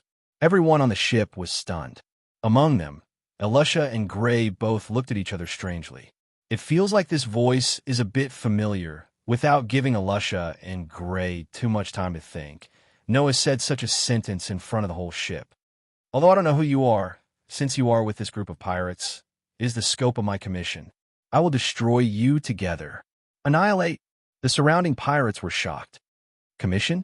Elisha keenly grasped a key word in Noah's words and said, Are you a magic shooter from the Magic Guide Guild who took the commission to destroy the pirates? Wait. Hearing Elisha's words, the blonde girl quickly spoke. We are not pirates. We are just guests who happen to be on this ship. Yes. Hobbit nodded repeatedly. If you want to catch you, just catch Lucy. She must be guilty. What are you talking about? Useless cat. The blonde girl named Lucy yelled out frantically. Since you're a member of the Magic Guide Guild, you should have heard of Fairy Tale, right? Gray didn't seem to let go of his hostility towards Noah and stared closely at Noah. We are magic shooters from Fairy Tale. Can you please leave? You are magic shooters from Fairy Tale? Noah pretended to be surprised and deliberately hesitated for a moment, then nodded after a while. In that case, please stay aside and don't interfere. I will be done here soon. Big sister. The surrounding pirates suddenly panicked and looked at Elisha for help. Elisha's beautiful eyebrows furrowed more and more tightly. She reached out her hand, and the surrounding pirates immediately hissed. Seeing this scene, Noah couldn't help but laugh. This Elisha is still as unconventional as before. She actually tamed a group of pirates and made a group of pirates follow her lead. However, Noah had already seen this point. Otherwise, he wouldn't have deliberately said such words. Because of a special reason, I have to protect them. Elisha stepped forward and said in an unquestionable tone, So, I'm sorry, but please let these people go. At this moment, Elusa didn't hold back at all and released her powerful aura. If it was an ordinary magic shooter who heard the name of Fairy Tale and realized that Elisha was not simple, they would definitely not be willing to take advantage of a small task. However, Noah, who already knew about Elisha's strength, continued to walk forward calmly. So, you want to hinder me from completing my task? Elisha frowned again. We don't mean that. Don't talk nonsense. Noah interrupted Elisha's words. Since you intend to hinder me from completing my task, then I will destroy you all together. You bastard. Gray tore open his clothes and revealed his upper body with an impatient look on his face. Simply put, you're here to fight, right? Then let me directly send you flying. After saying this, Gray fiercely stepped on the deck and rushed out. He clenched his fist, and with a sharp wind sound, he fiercely punched in the direction of Noah. Pod dash. Unfortunately, Noah only raised his hand gently to receive Gray's punch, which he was determined to win. With a crisp sound, Noah effortlessly received the punch with his palm. What dash? Gray's face finally changed. At this moment, Noah pulled Gray's hand and threw him to the deck next to him. Bang dash. Goo dash. Gray, who was on his back, spat out all the air in his chest and almost suffocated. Elisha, Lucy, and Habe turned pale with fright at the same time. Gray was actually restrained in one move.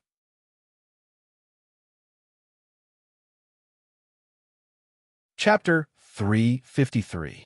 Even in Fairy Tale, which was now the #1 guild in the Kingdom of Fiori, Gray's strength was at the top.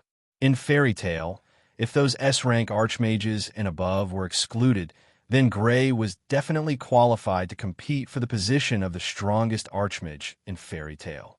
In the Fairy Tale Guild, the only people who could match Gray, other than those S-ranked magic shooters, were Naz and a few other people who had a way to deal with him. But now, such a character had been subdued by a high mage from an unknown guild? Not to mention Lucy and Hubby. Even Elisha was extremely surprised. Only Naz, who was still seasick, twitched his nose a few times. Then his eyes lit up and his face showed excitement. He wanted to say something, but his dizzy head immediately made his body softly fall down, and he couldn't say anything. On the other side, Gray, who was fiercely thrown to the ground by Noah, felt some pain from his back. He looked at Noah, who was standing there condescendingly, and jumped up. After a few jumps, he pulled away from Noah and stared at the opposite side, as if facing a great enemy. "Who are you?" "Me?" Noah shrugged. "I'm an archmage who came to destroy the pirates." "I'm not asking about your identity," Gray said in a deep voice. "I'm asking you, what's your name?" "Name?" Noah suddenly looked at Gray playfully. "I'll tell you later, after you lose." "Is that so?" Gray closed his eyes, straightened his body, and slowly raised his hands. A faint white mist quickly circulated around his body, causing the surrounding temperature to drop a little. Seeing this, Noah raised his eyebrows. "Ice shape magic?" The so-called shape magic referred to the magic that used magic and gave it a certain shape. At the same time, it was also the magic that took the shape. Among the many magic in this world, shape magic could be said to be a relatively common magic, and it was very free magic. The shape of the magic created by each archmage was different, and it was the magic that could best show the user's personality. It was also a kind of free magic that completely relied on the archmage's own ability. Moreover, there were also various attributes in these modeling spells. The shape magic that Gray used was the ice shape magic, which was the magic that turned magic into ice and freely gave it the shape of ice. From a young age, Gray began to hone this magic. 10 years had been like a day, and he never neglected it. Noah naturally could not recognize Gray's magic. However, the last time Noah saw Gray's magic, it was a long time ago. Now, Gray's ice-shape magic seemed to have fully matured and could even faintly affect the surrounding environment. Obviously, it was much stronger than the last time Noah saw it. "Since you don't intend to say, then I won't be polite with you anymore." After a moment of silence, Gray's feet fiercely stomped on the ground, and his figure directly rushed toward Noah, who was close at hand. As he rushed, his hands bent, and cold air emerged from his hands, in the vibration of the air. The white mist-like cold air gathered in Gray's hands. After a while, it turned into 2 huge ice swords, which were tightly grasped by Gray. When he was only half a meter away from Noah, Gray's figure suddenly stopped, and the ice swords in his hands drew a tricky arc, like a bird spreading its wings, directly cutting through Noah's body. Ice magic sword. Feeling the incoming cold light and low temperature, Noah's face carried a smile. He unhurriedly raised his hands, clenched his fists, and pulled them to his waist, then suddenly swung out. Donk! As Noah swung his fist, a gust of wind turned into a huge pushing force, as if an invisible fist flashed through the air. When Gray's face changed, it fell on Gray's body like a heavy hammer. Pong! Gray hurriedly raised the 2 ice swords in his hands, but the 2 ice swords simply exploded under the violent impact. During this period of time, the impact caused Gray to hurriedly retreat more than 10 steps and then somewhat awkwardly stop his body. "Liar," Lucy said in shock. "Gray has already used magic, and he still isn't a match." "I didn't feel any magic." Alusha's face also became dignified. "That wasn't his magic. It was just a simple punch, but that punch was so heavy that it could create a shockwave. So powerful, which guild has an expert in this kind of physical skill?" "Never heard of it." "Damn it." Gray angrily glared at Noah. One of his hands formed a fist and supported it with the palm of his other hand. The cold air rapidly condensed, and with an intense low temperature, fiercely smashed on the deck. Ice spring. A huge amount of magic suddenly burst out from Gray's hand that landed on the ground and flowed below the deck at an astonishing speed. Noah could clearly feel that the magic that burst out from Gray's body was condensing under his feet like lightning. Without the slightest hesitation, Noah suddenly tapped the ground and quickly retreated. Ka-ka, ka-ka-ka.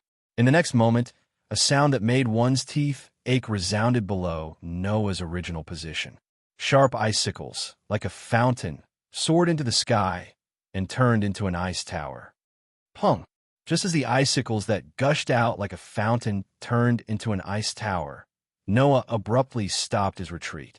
His body arched, and like a lone wolf that was ready to strike, he madly rushed out like an arrow leaving the bow and instantly arrived in front of Gray.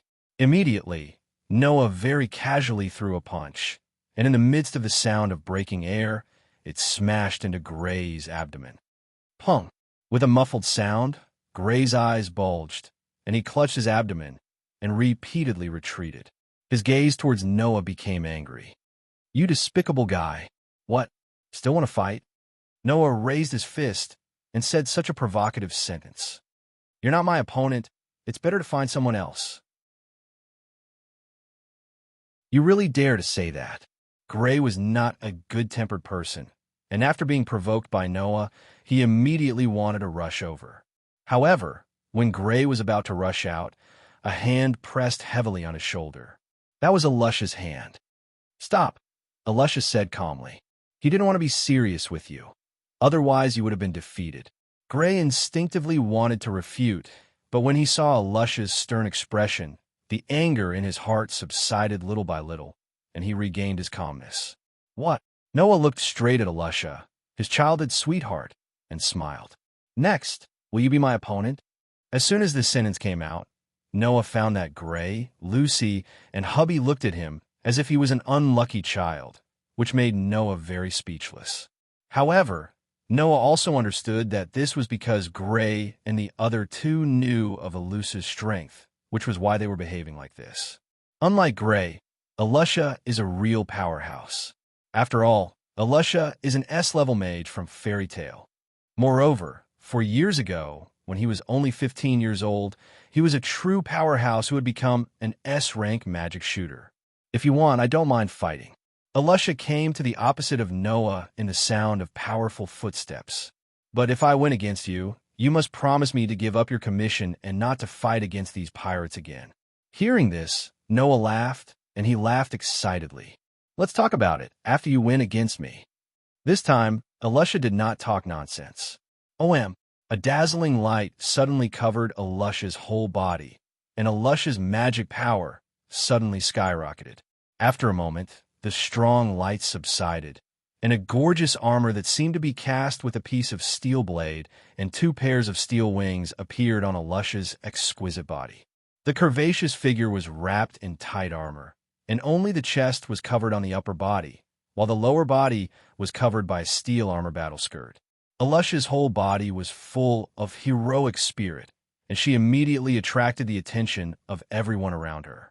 Looking at the armor on Alusha's body, Noah's eyes lit up, because it was a set of magic armor.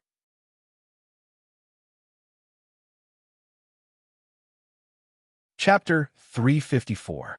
The vigorous magic power in his body surged like a river. Alusha slightly raised her eyes, her body slightly paused, and then her foot suddenly tapped the ground. Her body turned into a ray of light, and under the watchful eyes of the crowd, she took the initiative to attack Noah. The distance between the two was only a dozen meters. With Alusha's speed, it would only take a few seconds to close the distance. Thus, Alusha's figure flashed and entered the attack range. 2 knights' swords suddenly appeared in her hands. With a swing of the swords, like a viper coming out of its hole, they brought along a sharp gust of wind as they viciously stabbed towards Noah's chest. Once she made her move, she used all her strength. Looking at the tip of the sword that was constantly enlarging in his pupils, Noah's body tensed up and his heart roared excitedly. Before he started learning magic, Noah had trained with Alusha through battle after battle. Together with Alusha, he was able to train his sword skills that could be called strength. After a few years, his childhood sweetheart was already an S-rank archmage. She was many times more powerful than before, but still, Noah's memories and sense of familiarity were awakened. Alusha had already become a true powerhouse and was no longer the child from before. And Noah, compared to before, was dozens or hundreds of times stronger. The two once again met, once again dueled, it made Noah's emotions surge. When the knight's sword that was flickering with cold light was about to reach his chest, he finally made a move. Pong! A dazzling vortex of air condensed under Noah's feet, and then completely exploded. Noah, who had used leap, suddenly retreated, easily dodging Elusha's fierce attack. Being dodged by Noah, Elusha was not surprised in the slightest. With a move of her hand, 5 knights' swords appeared in front of Elusha in the blink of an eye. Under Elusha's light shout, the swords turned into streaks of cold light, and with a sharp sound of wind breaking, they shot towards Noah like lightning. The 5 knights' swords penetrated the obstruction of the air and appeared in front of Noah in a flash. Suddenly, they trembled and suddenly separated, shooting towards 5 parts of Noah's body. The fierce wind brought about by the rapid shooting made Noah slightly narrowed his eyes. So fast. Even Noah was amazed by the speed of the knight's swords, but he was not surprised. Pong! Under his feet, the dazzling vortex of air once again exploded. Following the sound of the explosion, Noah's body turned into a black afterimage. Bending his body, he allowed the 5 knights' swords to brush past his body, shooting behind him. His body, almost touching the ground, flashed forward and rushed towards Elusha's direction. Whoosh! With both hands on the ground and both feet containing a fierce force, Noah's feet were like 2 heavy blunt weapons, fiercely smashing towards Elusha. Elusha's face turned cold, and with a twist of her waist, her body suddenly floated into the air, directly flying into the air and out of Noah's attack range. Whoosh! With the momentum of shaking the air, Noah's feet landed at the position where Elusha was a second ago. And at this moment, without the slightest hesitation, Elusha, who was floating in the air, suddenly shook the knight's sword in her hand. Her body turned into a phantom and swooped down, cutting towards Noah's legs like lightning. Feeling the cold chill approaching his legs, Noah's body once again turned, and with a push of his hand on the ground, he directly flew into the air like a cannonball. One of his feet carried a fierce force, and heavily kicked the armor in front of Elusha's chest. Pong! The sudden attack directly kicked Elusha, who did not have time to react, back quite a distance. Her body, which had just swooped down, was sent flying back into the air. This kick seemed to be merciless. However, Elusha was protected by armor, and because of this, Noah specifically chose to attack the armor. Therefore, Noah's attack this time, other than breaking Elusha's attack, did not cause any harm to Elusha. Regarding this, Noah's heart was very clear, and he did not want to cause much harm to Elusha. Therefore, when Elusha flew back into the air, Noah landed on the ground. Pong! The whirlpool-like airflow under Noah's feet exploded, and a violent impact directly shattered the hard deck. Noah's body turned into a stream of light, like a ghost, swept into the air and approached Elusha's body. Elusha finally showed a shocked expression, as if she did not expect Noah to directly rush into the air. And at this moment, Noah's violent attacks began to unfold. Without using magic, without using weapons, Noah's physical strength and combat skills were displayed to the limit. At this moment, every part of Noah's body became a sharp weapon to attack Elusha. As he waved his arms, the vigorous power caused the surrounding space to resonate with continuous sonic booms, turning into a storm, enveloping Elusha. Facing Noah's incomparably powerful close combat attacks, although Elusha was shocked, she did not panic and did not show any signs of weakness. Relying on the mobility of the flying ability of the armor, she repeatedly waved the knight sword in her hand, turning into a beautiful sword dance, and similarly enveloped Noah. In an instant, the battle entered a white-hot stage. In the air, Noah continuously used the leap-forward technique as if he directly stepped on the air and continuously approached Elusha. Elusha also relied on the wings attached to her armor to fly in the air and began a wonderful close combat with Noah. Bang, bang, bang, bang. This was the sound of Noah's punches and kicks, and the sound of the impact when they fell on Elusha's armor. Ding ding ding ding ding. This was the sound of Alusha's sword dance and Noah's fist colliding with each other. Dong dong dong dong dong. At this time, the sound of the collision between the two and Noah's leap forward caused explosions in the air. The strong collision lingered in the air for a long time. Hey, hey, hey, hey. On the ship, Gray's face was completely filled with disbelief as he watched the fierce battle in midair. What's going on? I've never heard of such a strong guy. Naz, I'm so scared. Haby tearfully shook Naz, who was lying on the ground with his eyes turned white. What if that guy wants to take my fish? No, it shouldn't be the problem of the fish now, right? Lucy complained, but there was also shock in her eyes. Even Alusha can't do anything. Who is it? The pirates on the ship had already held their breath, and their eyes moved with the flashing of the two figures moving at high speed in midair. The increasingly fierce and white-hot battle made the hearts of these pirates in their throats. Although, with their ability, they can't see what's going on, but these pirates can still see the fierceness of the battle. Seeing that Noah didn't have the slightest tendency to fall, a group of pirates can only pray desperately that Alusha doesn't lose, otherwise they will be wiped out. Bang! In midair, a man and a woman's figure crossed each other again, and with a collision sound, each of them flew down and landed on the deck, retreating a dozen steps. After a while, Noah and Alusha, who were retreating, stopped, and the figures of the two once again appeared clearly under everyone's gaze. Seeing the current appearance of Noah and Alusha, everyone was stunned.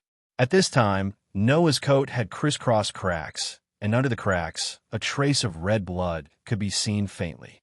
Obviously, in the previous crazy close combat, Noah was not completely unaffected by Alusha's counterattack. Noah's appearance was not good-looking, and Alusha also lost her composure. The originally holy armor not only became extremely messy, but on the cold, hard armor, fist prints and footprints also appeared clearly on it.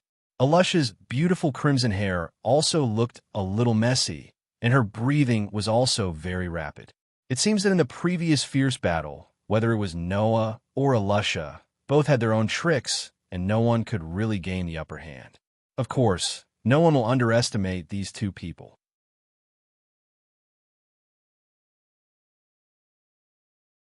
Chapter 355.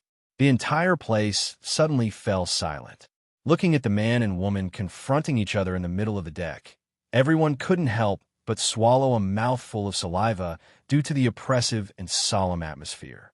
The more timid Lucy and hubby even hugged each other tightly with faces full of nervousness.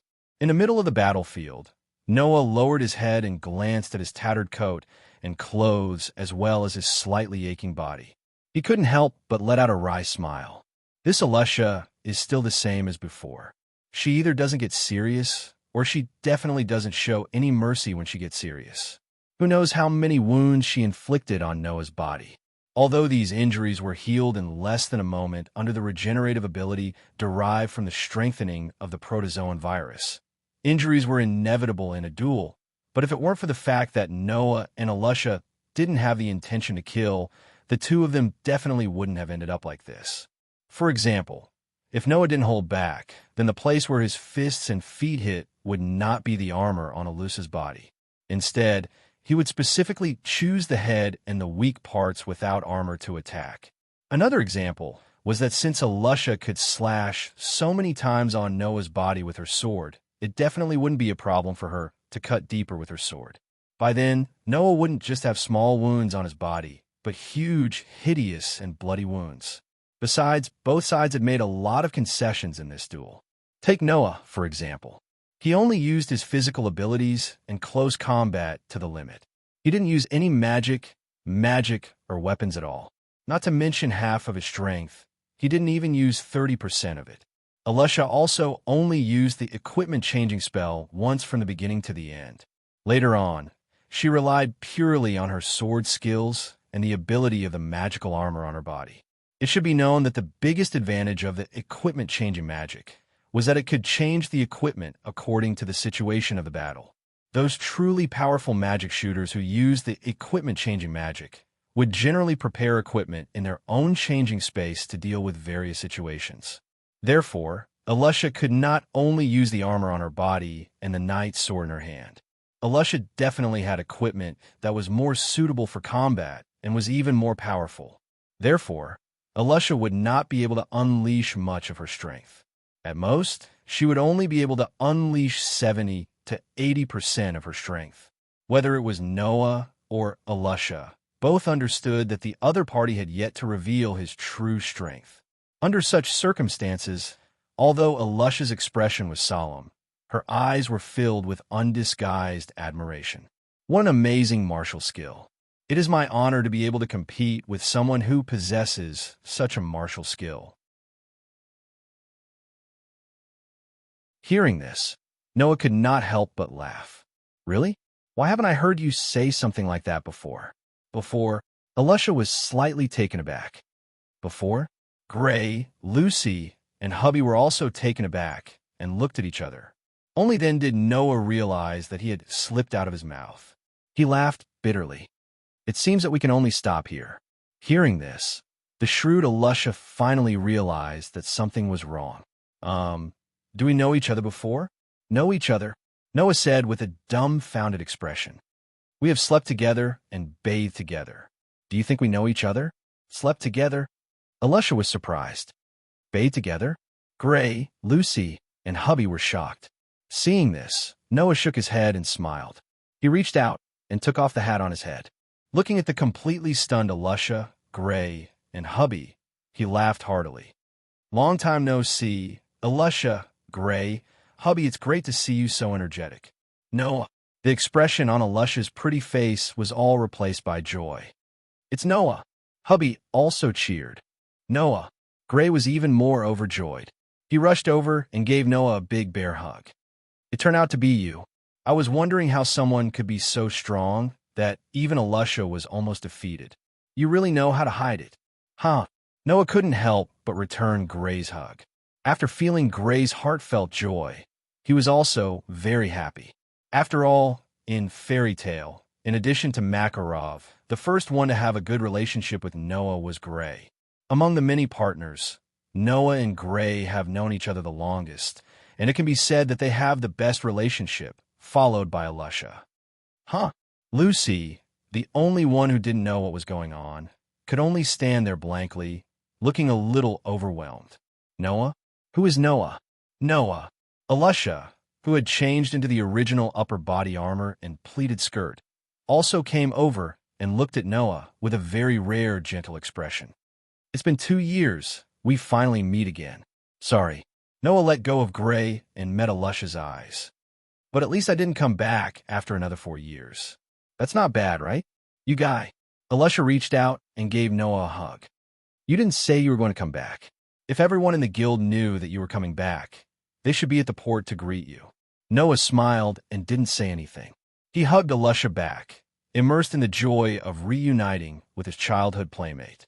Well, although because of the armor, Alusha was still as hard as before when he hugged her. In the end, only the confused Lucy and a group of pirates were left looking at each other, not knowing what to do. After Noah changed his tattered clothes that were cut by Alusha, a group of fairy tale companions surrounded him. Noah, yeah, you're back. Naz, who was paralyzed on the ground, struggled to Noah's feet and grabbed his feet. He seemed to want to say something, but soon he almost vomited because of the nausea that surged in his heart. He couldn't muster any strength. Naz, you should rest well first. We'll talk after we get off the ship. Noah smiled and patted Naz's back, then cast his eyes to Lucy, who looked a little nervous, and asked curiously, I've been wanting to ask since just now. Who are you? My name is Lucy. Lucy seemed a little nervous. She looked like a junior in school who could only look at her senior from afar. She was very reserved. I've only recently joined Fairy Tale. Please give me some pointers. So you're a newcomer? Noah nodded in relief. Then it's no wonder I don't know you. Although you're a newcomer, you have a lot of potential. If you're trained well, you'll definitely become an outstanding magic shooter. Alusha patted Lucy's shoulder and whispered to her. Lucy, don't worry too much about Noah. Unlike Naz and Gray, Noah is a very sensible and easygoing person. Just relax a little. Yes, I know. Lucy nodded repeatedly. Speaking of which, you're still as strong as before. Gray crossed his arms and said with a little hot-bloodedness, Well, but since it's you, you must have undergone a lot of training in the past 2 years and have become stronger than before, right? It's indeed an outstanding martial skill. Alusha seemed to approve of Noah's close combat skills. It's impossible to practice such a martial skill without going through a lot of tempering. Noah, you brought us a big surprise again. You two have also made great progress. I'm not the only one who's growing. Noah scratched his cheek and spread out his hands. We're not children anymore. We've all become stronger. Alusha and Gray nodded in agreement. They smiled at Noah and continued to talk about old times. On the side, Lucy quietly asked Hobby, Hey, Haby, is Noah stronger than Alusha? Alusha is a monster, but Noah is still above her. Haby rarely answered seriously. Noah has very powerful magic. He can compete with Alusha without using magic. So, Noah must be very strong now. Maybe he's even stronger than Alusha. So powerful. Lucy turned her gaze to Noah, who was chatting happily with Alusha and Gray. There was a very obvious curiosity in her beautiful big eyes.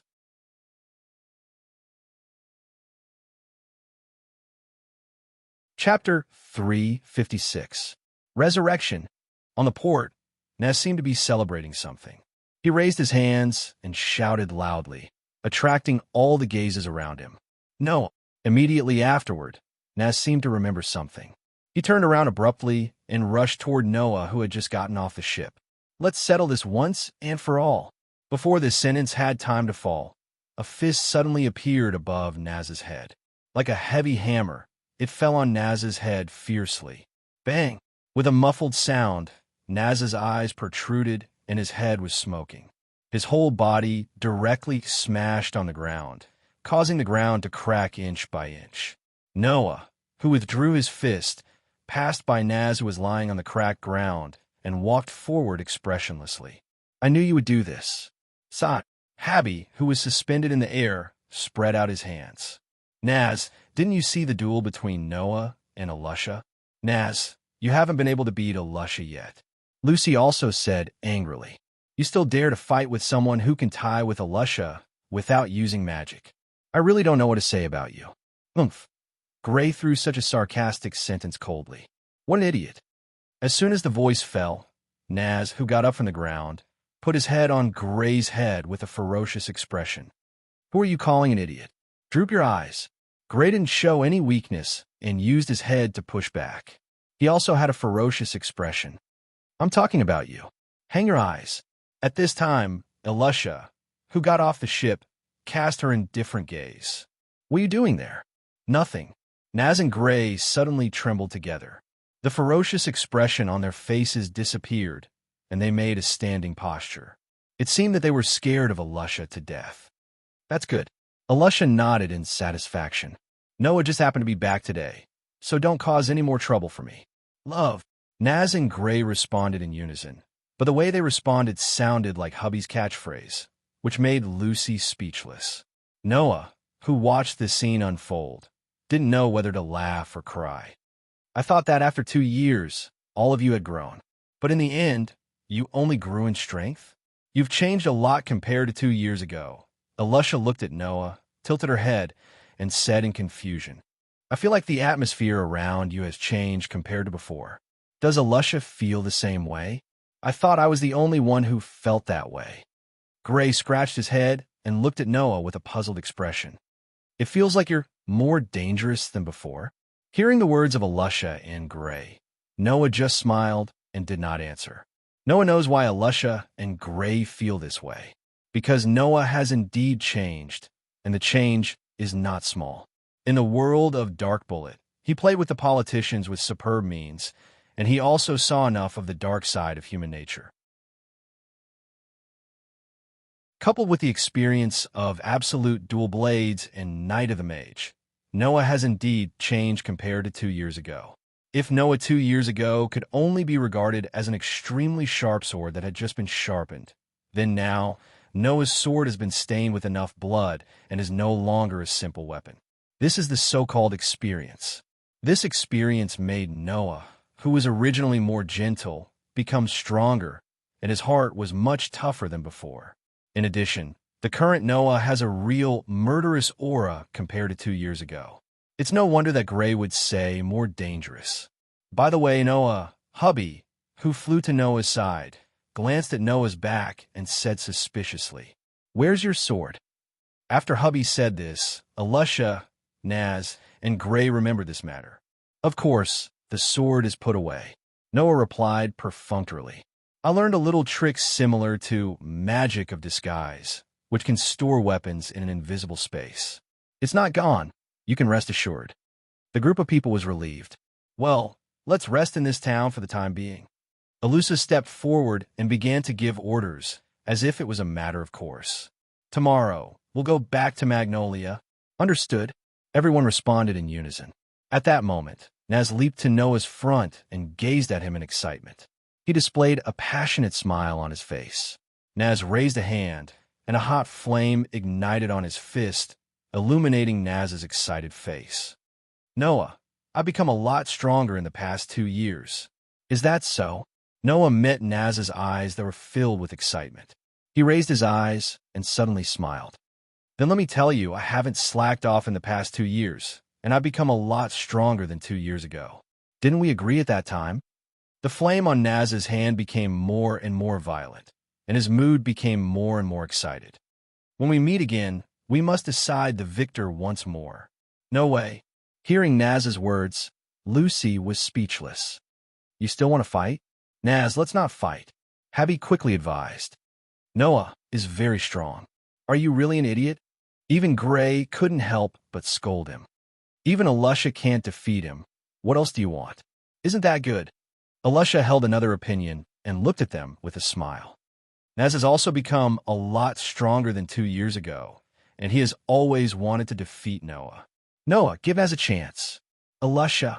Lucy looked at Alusha in surprise. "No way. Are we really going to fight?" Compared to the astonished Lucy, Gray seemed to have understood what was going on and gave up on persuading her. Even Harpy lowered his head and stopped persuading her. "Hey, Habby," Lucy couldn't help but say, "are you really not going to persuade Naz? That's an opponent that even Alusha can't defeat. This is also something that can't be helped." Habby sighed. Naz has always wanted to defeat Noah from the beginning. In addition to finding Igoniel, Naz's biggest dream is to defeat Noah. So, even the president can't persuade such a Naz. It can't be, right? Lucy finally felt worried. "We're all partners. Don't be like this." Ignoring the discussions of his partners around him, Noah looked at Naz, who was staring at him with a persistent face, and after a while, he smiled. "Naz, don't be so anxious. Don't you think it's a bit of a waste if we duel now?" "Waste?" Naz was stunned. "You see, you all said that even Alusha can't do anything to me, but in fact Alusha is an S-rank archmage, and I'm just an ordinary guild member." Noah smiled slightly. "So, Naz, why don't we postpone our duel until we both become S-rank archmages?" Naz's eyes suddenly lit up. "That's a good idea." Alusha nodded in agreement. Whether it's Noah or Naz, there is still room for growth. When they become S-rank archmages, they will definitely be stronger than now. When that time comes, if we duel again, it will definitely be more exciting than now. "I think so too." Noah looked at Naz with a smile. "Naz, what do you think? Let's do it this way." The stubborn Naz agreed, without hesitation, and laughed at the sky. "Good. I'm already burning up. S-grade magic shooter." Gray seemed to be affected by Noah's words as well. He extended his fist at Noah. "Don't forget, there's still me." Noah smiled and didn't say anything. He just extended his hand and bumped fists with Gray. Everything was said without words. Looking at the 3 boys like this, even Alusha and Lucy felt a little emotional. "What should we do?" Lucy bit her finger pitifully. "I really want to join them." "No, you can't," Hubby said without hesitation. "If it's Lucy, she will definitely not become an S-rank archmage." "What are you talking about?" Lucy muttered in dissatisfaction. "I'm also very strong, okay?" Alusha's gaze swept over Noah, Naz and Gray, and her heart was surprisingly gentle. The feelings between boys are really great.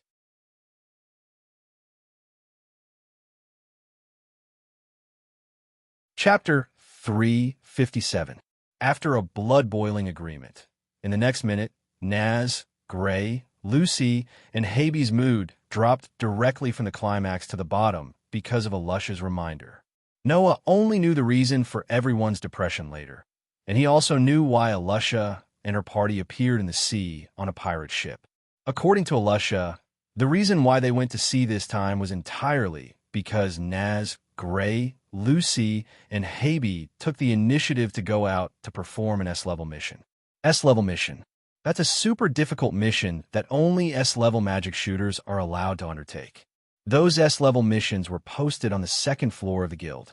Since childhood, Makarov has repeatedly warned Noah, who lived on the third floor of the guild, not to go there. It can be imagined how much importance Makarov attached to these S-level missions. In the past, even if there was an S-level magic shooter who wanted to undertake an S-level mission, he must get the final consent of Makarov. Otherwise, even an S-level magic shooter can undertake an S-level mission privately, and violators will be punished severely. The reason for this is very simple, because it's too dangerous. With Makarov's attention to the guild members, he naturally can't watch the members of the guild casually undertake such a dangerous mission and indirectly die. Therefore, in this regard, Makarov will set such strict requirements. This time, Naz and Haby tore down the S-level mission on the second floor without authorization and dragged Lucy to sea to perform such a dangerous mission. Makarov almost exploded with anger. What made Makarov so angry was that Gray was originally sent by him to bring Naz and others back. As a result, for various reasons, Gray also participated in this mission. Alusha, who returned to the guild after performing a mission outside, learned about this and went crazy on the spot. For Alusha, who doesn't know how to turn around, violating the rules of the guild is absolutely unforgivable. So, in order to catch up with Naz, Gray, Lucy, and Haby, Alusha directly hijacked a pirate ship and went to sea to pursue them. It seems that a lot of things happened in the middle because of this S-level mission. However, Alusha still found Naz and others without any danger, and they took the pirate ship that Alusha had hijacked before, intending to return to the guild. It seems that Alusha got along well with the pirates. The pirates also worshipped Alusha as Big Sister, which is why Alusha protected those pirates. After that, Alusha and others on the pirate ship met Noah, who had just returned. There is no doubt that except for Alusha, who is an S-level magic shooter, Naz, Gray, Lucy, and Haby will all be punished for taking on an S-level mission without authorization when they return this time. That's why Naz and others are so depressed. However, Noah feels that it is the greatest blessing to be able to come back safely. Although he doesn't know how dangerous the S-level mission is, Noah has been warned repeatedly by Makarov since he was a child, and he already has the impression that the S-level mission is directly linked to danger. Therefore, it's already very good that Naz and others can come back safe and sound. When Naz, Gray, and Haby escape to the city to relax because of their low mood, Noah went to find a hotel with Alusha and Lucy. By the way, Alusha is also pulling a small car full of suitcases, at least a dozen or more. Is it necessary to bring so much luggage when you go out to perform a mission? In this regard, Noah has always wanted to complain since he was a child, but Alusha is still as stubborn as before. Even if she performs a small task, she will bring such a large car full of luggage. There are also some armors in the luggage that can't fit in the change space. They may be used, so it is absolutely necessary to bring them. This reason can't be said to be wrong. Therefore, Noah let Alusha do what she wants. Walking on the street to the reserved hotel, Noah, Lucy, and Alusha were chatting. Noah, Haby said that your magic is very, very powerful. Lucy doesn't seem to feel restrained in front of Noah anymore, and she asked Noah curiously, "What exactly is your magic?" "There is nothing to hide." Noah answered straightforwardly, "My magic is shatter It is a magic that can shatter everything that comes into contact with my magic. Don't underestimate this magic just because Noah answered so casually. Elisha said solemnly, Crush is a real high-level destruction magic. In terms of destruction, there are almost no magic in the world that can compare to it. Compared to my change magic and grave-shape magic, Noah's magic and Naz's magic are very rare. A high-level destruction magic as rare as Naz's magic, Lucy shrunk her neck slightly, is really powerful, that kind of magic. But its power is also as difficult to control as Naz's.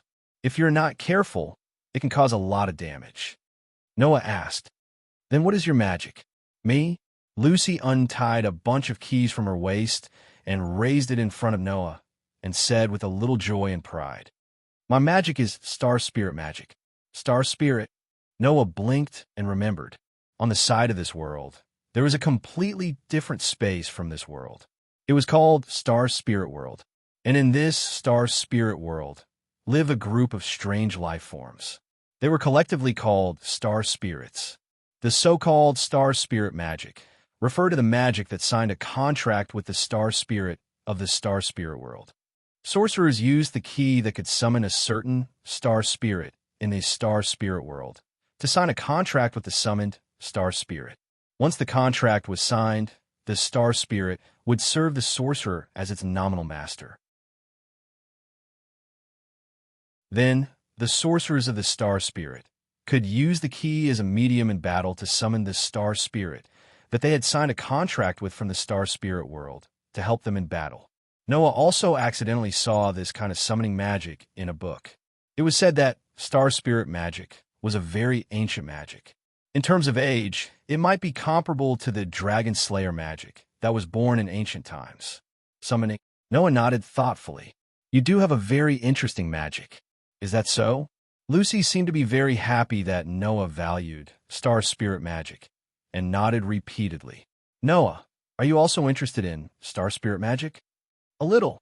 Noah unconsciously touched his arm. I also have a companion similar to Star Spirit that can be summoned to help me at any time, so I'm quite interested in Star Spirit magic. Hearing this, even Elisha was curious.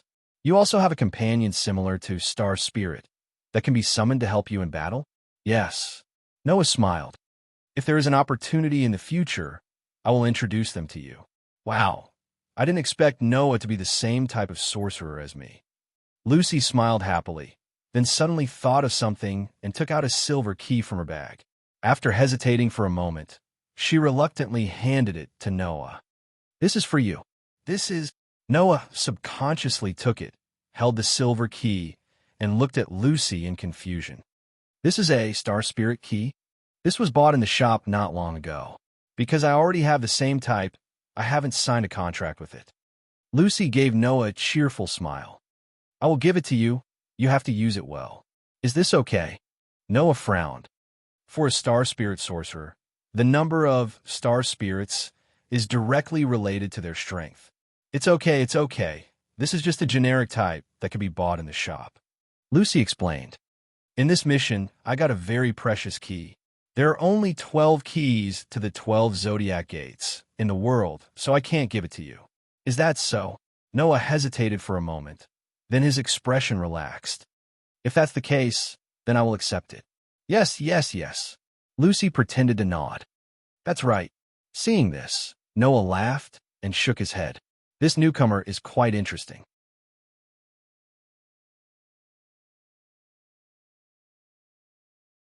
Chapter 358. The dazzling sunlight poured down like rain, shrouding the entire magnolia under the sun.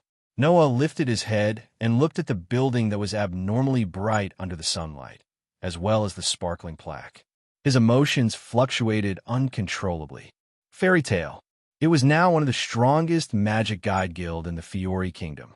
Compared to 2 years ago, the appearance of the guild had not changed at all, but there must have been a lot of changes inside Fairy Tale. The reason was that it was different from when Noah had just joined Fairy Tale. Now, Fairy Tale had more than 5 S-rank magic shooters. And below the S-rank magic shooters, people like Naz and Gray had all grown up. Noah's childhood playmates had also become the pillars of Fairy Tale. Coupled with the addition of potential talents like Lucy, Fairy Tale was now absolutely qualified to be called the strongest magic guide guild in the Fiori Kingdom. After returning after 2 years, Noah found that no matter how good his ability to control his emotions was, it was difficult to avoid the fluctuations in his mood at this moment. Because this was Noah's home. Alusha, Naz, Gray, Lucy, and Habe consciously stood aside and did not disturb Noah. Looking at Noah, who stood at the door for a long time without any movement, they only had an understanding smile on their faces. Even the silly Naz was the same. After a long time, Noah finally calmed down his emotions.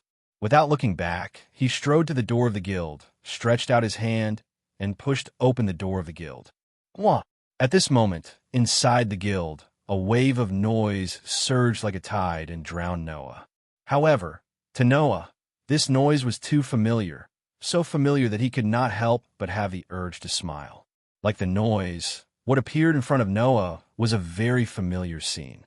The bar-like guild hall, the innermost bar, the commission board with the commission orders posted, as well as those familiar or unfamiliar faces.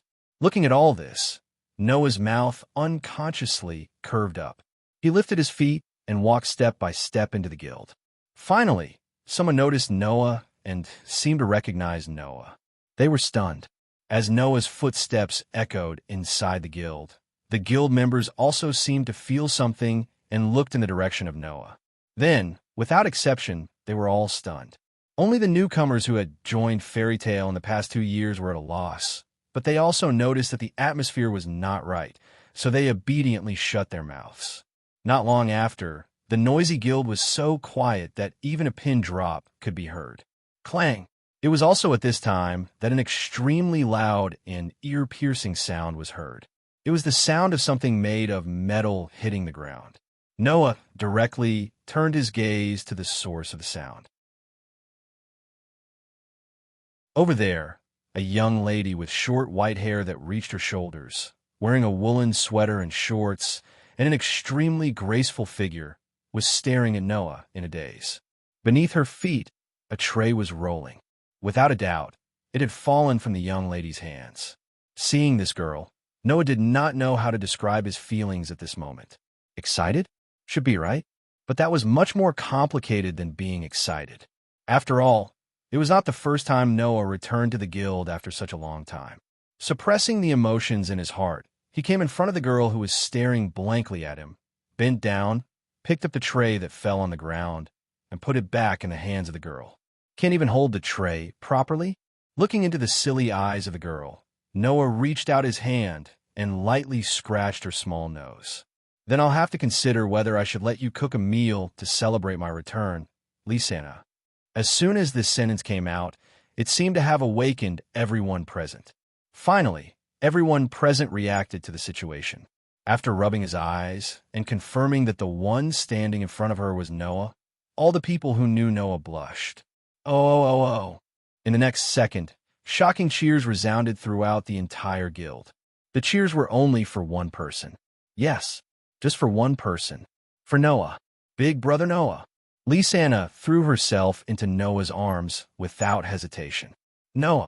A short distance away, a group of old guild members, who had known Noah since he was a child, jumped up and pounced on Noah, giving Noah a fright. Just as Noah was about to be drowned out by the crowd, an old but extremely powerful voice sounded. All of you stop. A bunch of idiots.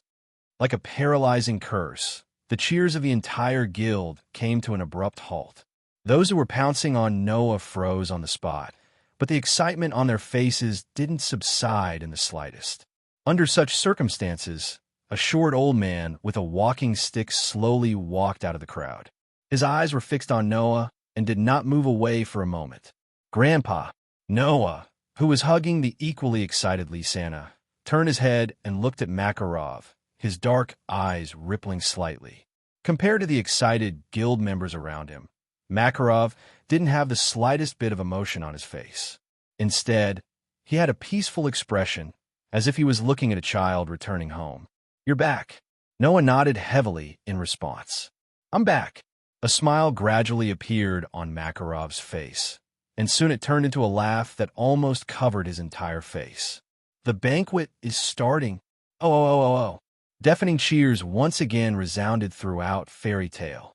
Looking at the cheering guild members in front of him and Makarov, who was laughing cheerfully to hide his emotions, Noah glanced at Alusa and the others standing at the entrance of the guild with smiles on their faces. Feeling the soft touch of Lysana in his arms, something in his heart seemed to melt. At this moment, there was only one sentence left in Noah's heart. True enough. This is my home. Big brother Noah. Big brother Noah. Big brother Noah. Tightly hugging Noah, Lysana seemed to be afraid that if she let go, Noah would disappear. Not only did she tighten her grip bit by bit, she also constantly muttered Noah's name, causing Noah to bitterly smile. 2 years had passed, and Lysana had changed slightly more than the others. After all, these 2 years belonged to Lysana's growth period. Not only did the 17-year-old Lysana not lose her previous cuteness, but she also had a hint of a mature woman. Not only did her figure become more curvaceous, but the curves of her delicate body were also more beautiful than before. The 2 shining white thighs that were exposed outside of her shorts almost shocked Noah's eyes, causing Noah to feel more than once that a woman changes 18 times between childhood and womanhood. Of course, these were not the biggest changes. The biggest change in Lysana's body was undoubtedly the impressive growth of her chest. Because Lysana had been tightly hugging Noah, Noah constantly felt the full and round feeling in his arms, causing him to sigh. All right, Lysana. Without any other choice, Noah could only pat Lysana's little head and bitterly smile as he comforted her. This is not a dream, nor is it an illusion. I'm right here. I won't suddenly disappear. I don't care. Lysana didn't know if it was because she missed Noah after not seeing him for so long, or because she was complaining that Noah hadn't returned for so long, but she stubbornly shouted, I just want to hug you. I just want to hug you. All right, all right, all right. Hug me, hug me. Noah had no choice but to compromise and roll his eyes. You can hug me for as long as you want. That's fine, right? As soon as he said that, a bell-like laughter rang out in front of Noah. These past 2 years, Lysana has always wanted to reunite with you.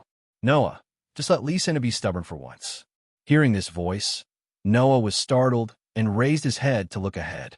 However, the scene that entered his eyes not only didn't dispel Noah's shock, but instead made it even more intense.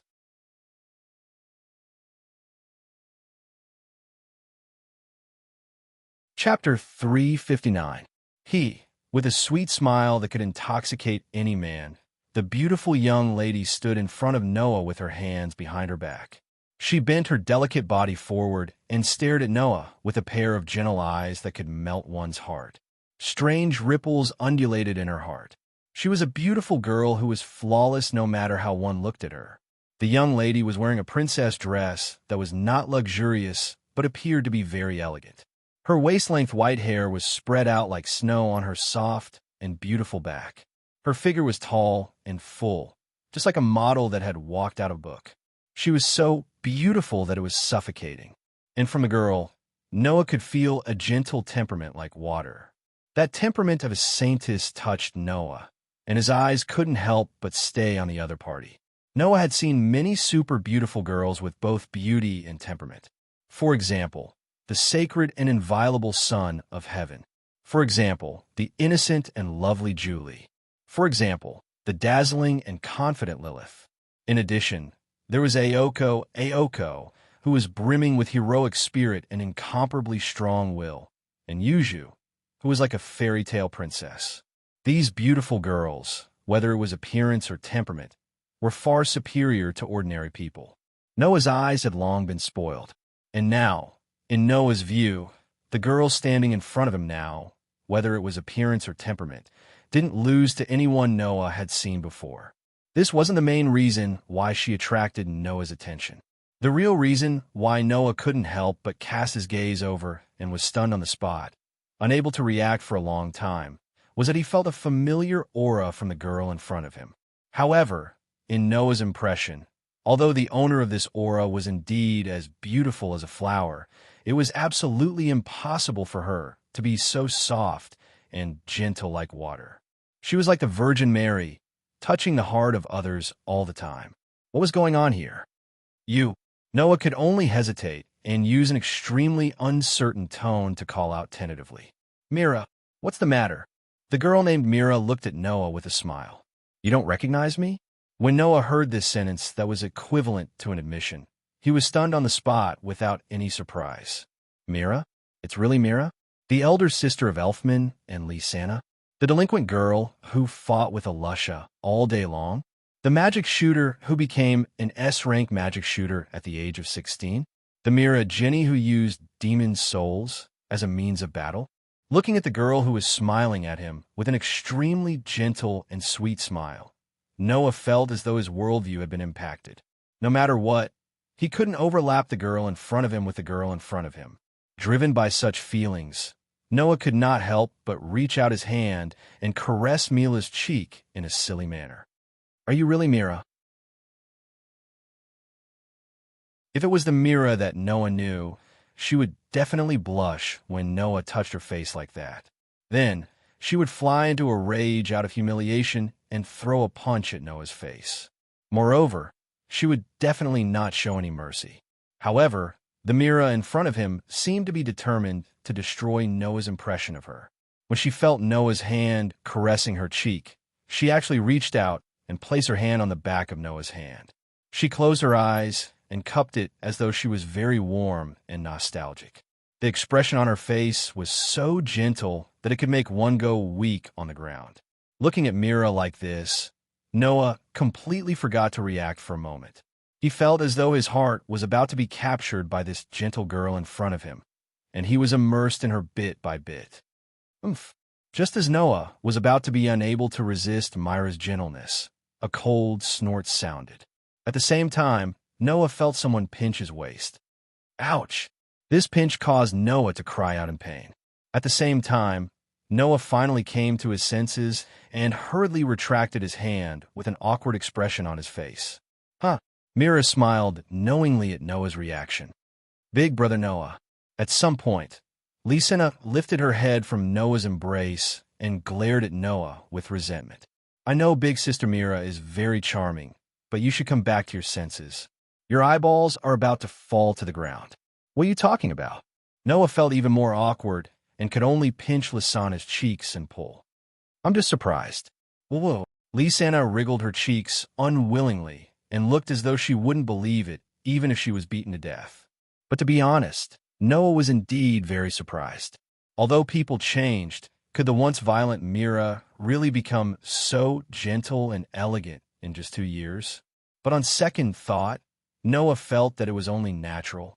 After breaking free from Noah's grip, Lysana looked at the relieved expression on Noah's face and asked curiously, Big brother Noah, aren't you curious about Big Sister Myra's change? That's a change that even surprised us. Mira also looked at Noah with a smile, as though she was enjoying Noah's surprise. Although I'm a little surprised, I don't find it strange, Noah said as he scratched his cheeks in front of the two sisters. After all, the Mira, I know, isn't a bad girl, but she became strong in order to protect her younger siblings. Isn't it natural for such a gentle person to become even more gentle for someone? Hearing this, Mira was stunned for a moment. Then, she looked at Noah with a gentler gaze. That's true. Lysana nodded. Big sister Mira has always been gentle. Now that she's become even more gentle for someone, it's not strange at all. Lysana stared at Noah angrily and emphasized the word someone, causing Noah to be confused. Why are you looking at me like you're looking at a criminal? It's not like she's become so gentle because of me, right? That's what someone is thinking. At this moment, a rough voice sounded in Noah's ears. Big sister isn't the only one who's changed, Noah. A dark-skinned, muscular man appeared behind Mira and entered Noah's sight. He laughed loudly at Noah. Long time no see, Elfman. Noah was surprised. I thought you went out to work. Noah, I saw you, big sister, and Lysana catching up with each other here, so I didn't want to disturb you. Elfman raised his thick arm and patted his elbow. How is it? I've become more manly, haven't I? It should be said that you've become more violent. The one who said this was a girl sitting at a table nearby, hugging a large wine barrel and smiling drunkenly at Noah. Yo, Noah, long time no see. Karna, you're here too? Noah's eyes lit up, but when he saw the large wine barrel in Karna's arms, he smiled helplessly. You haven't changed much compared to 2 years ago. Is that so? I feel that my alcohol tolerance has increased a lot. Kana let out a burp as she grinned from ear to ear. You've also become more manly than before. Noah, do you want to date me? Lisana, who had a strong reaction to this sentence, glared at Karna with dissatisfaction. Please don't joke like this. Oh, Karna laughed mischievously. I'm not joking. Karna, Mira puffed up her cheeks and preached to Karna. You can't bully Lisana too much. Yes, yes, yes. Karna laughed heartily as she picked up the wine barrel and began to gulp down the wine. Her domineering drinking style made Elfman take a few steps back. Looking at his childhood friends who had changed or not, Noah revealed a sincere smile. Noah, Alusha, Naz, Gray, Lucy, Hubby, and the others who were sitting at the largest table in the middle of the guild waved at Noah and shouted, "Come over quickly." Noah, Mira, Lisana, and the others looked at each other with a smile, got up, and walked forward. Today, the cheers and noise lasted all day.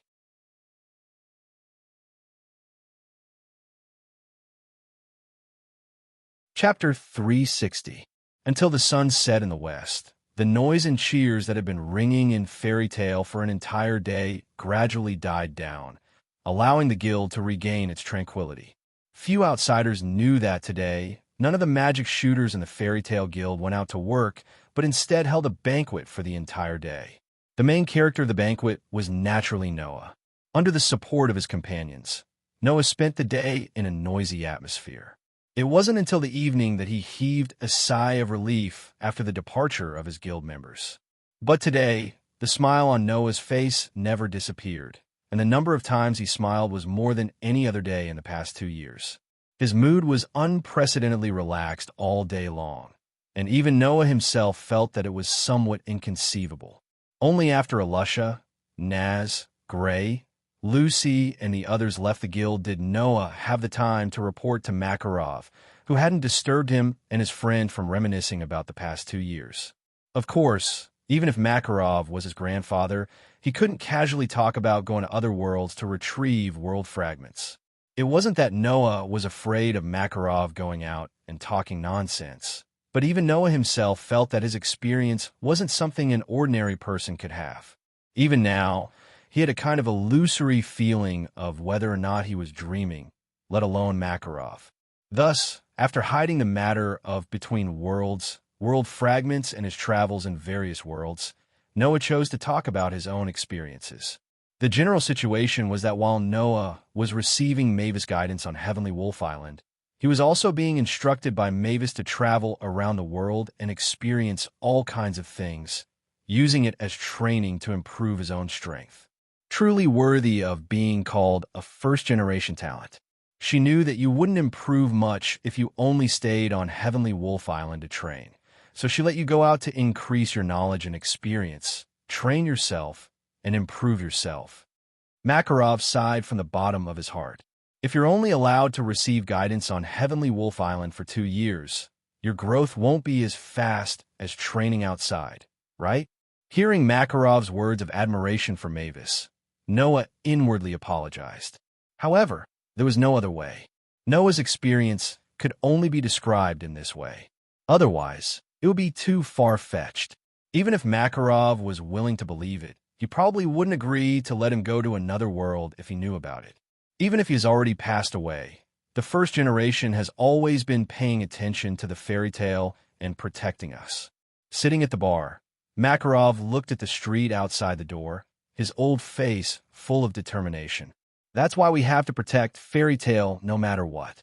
Absolutely. Hearing this, Noah nodded heavily.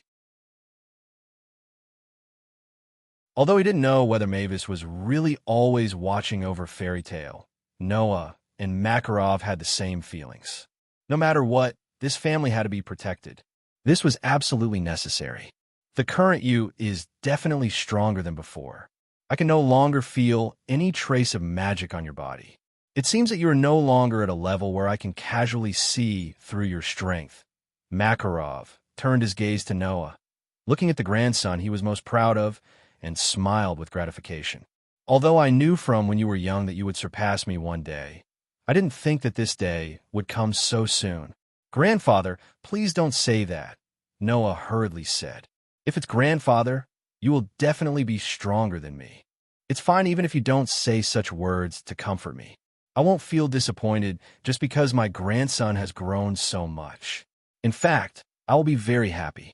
Makarov laughed, but after laughing, his expression turned serious. You are the same as your brother. Both of you are growing at an astonishing speed. Now, I don't even know if I'm a match for you. Hearing this sentence, the expression on Noah's face also converged little by little. Compared to you, Lax's really makes me feel uneasy. Makarov sighed. That child's heart is already filled with power. To him, only power is everything. He doesn't have the same dedication to the guild and his companions as you do. I am really worried that if he does something wrong in the future, will I be able to stop him? Saying this, Makarov's wrinkled eyes showed deep worry. Noah knew that Makarov's worries were not superfluous. With Lax's personality, it was really possible for him to do something crazy. However, Noah did not agree with Makarov's understanding of Lax's. Makarov felt that Lax's did not attach much importance to the guild and his companions. In fact, Noah knew that this matter was the exact opposite. Perhaps Lax's did not have much of a sense of belonging to his companions in Fairy Tale, but Lax's definitely cared more about the guild than Makarov imagined.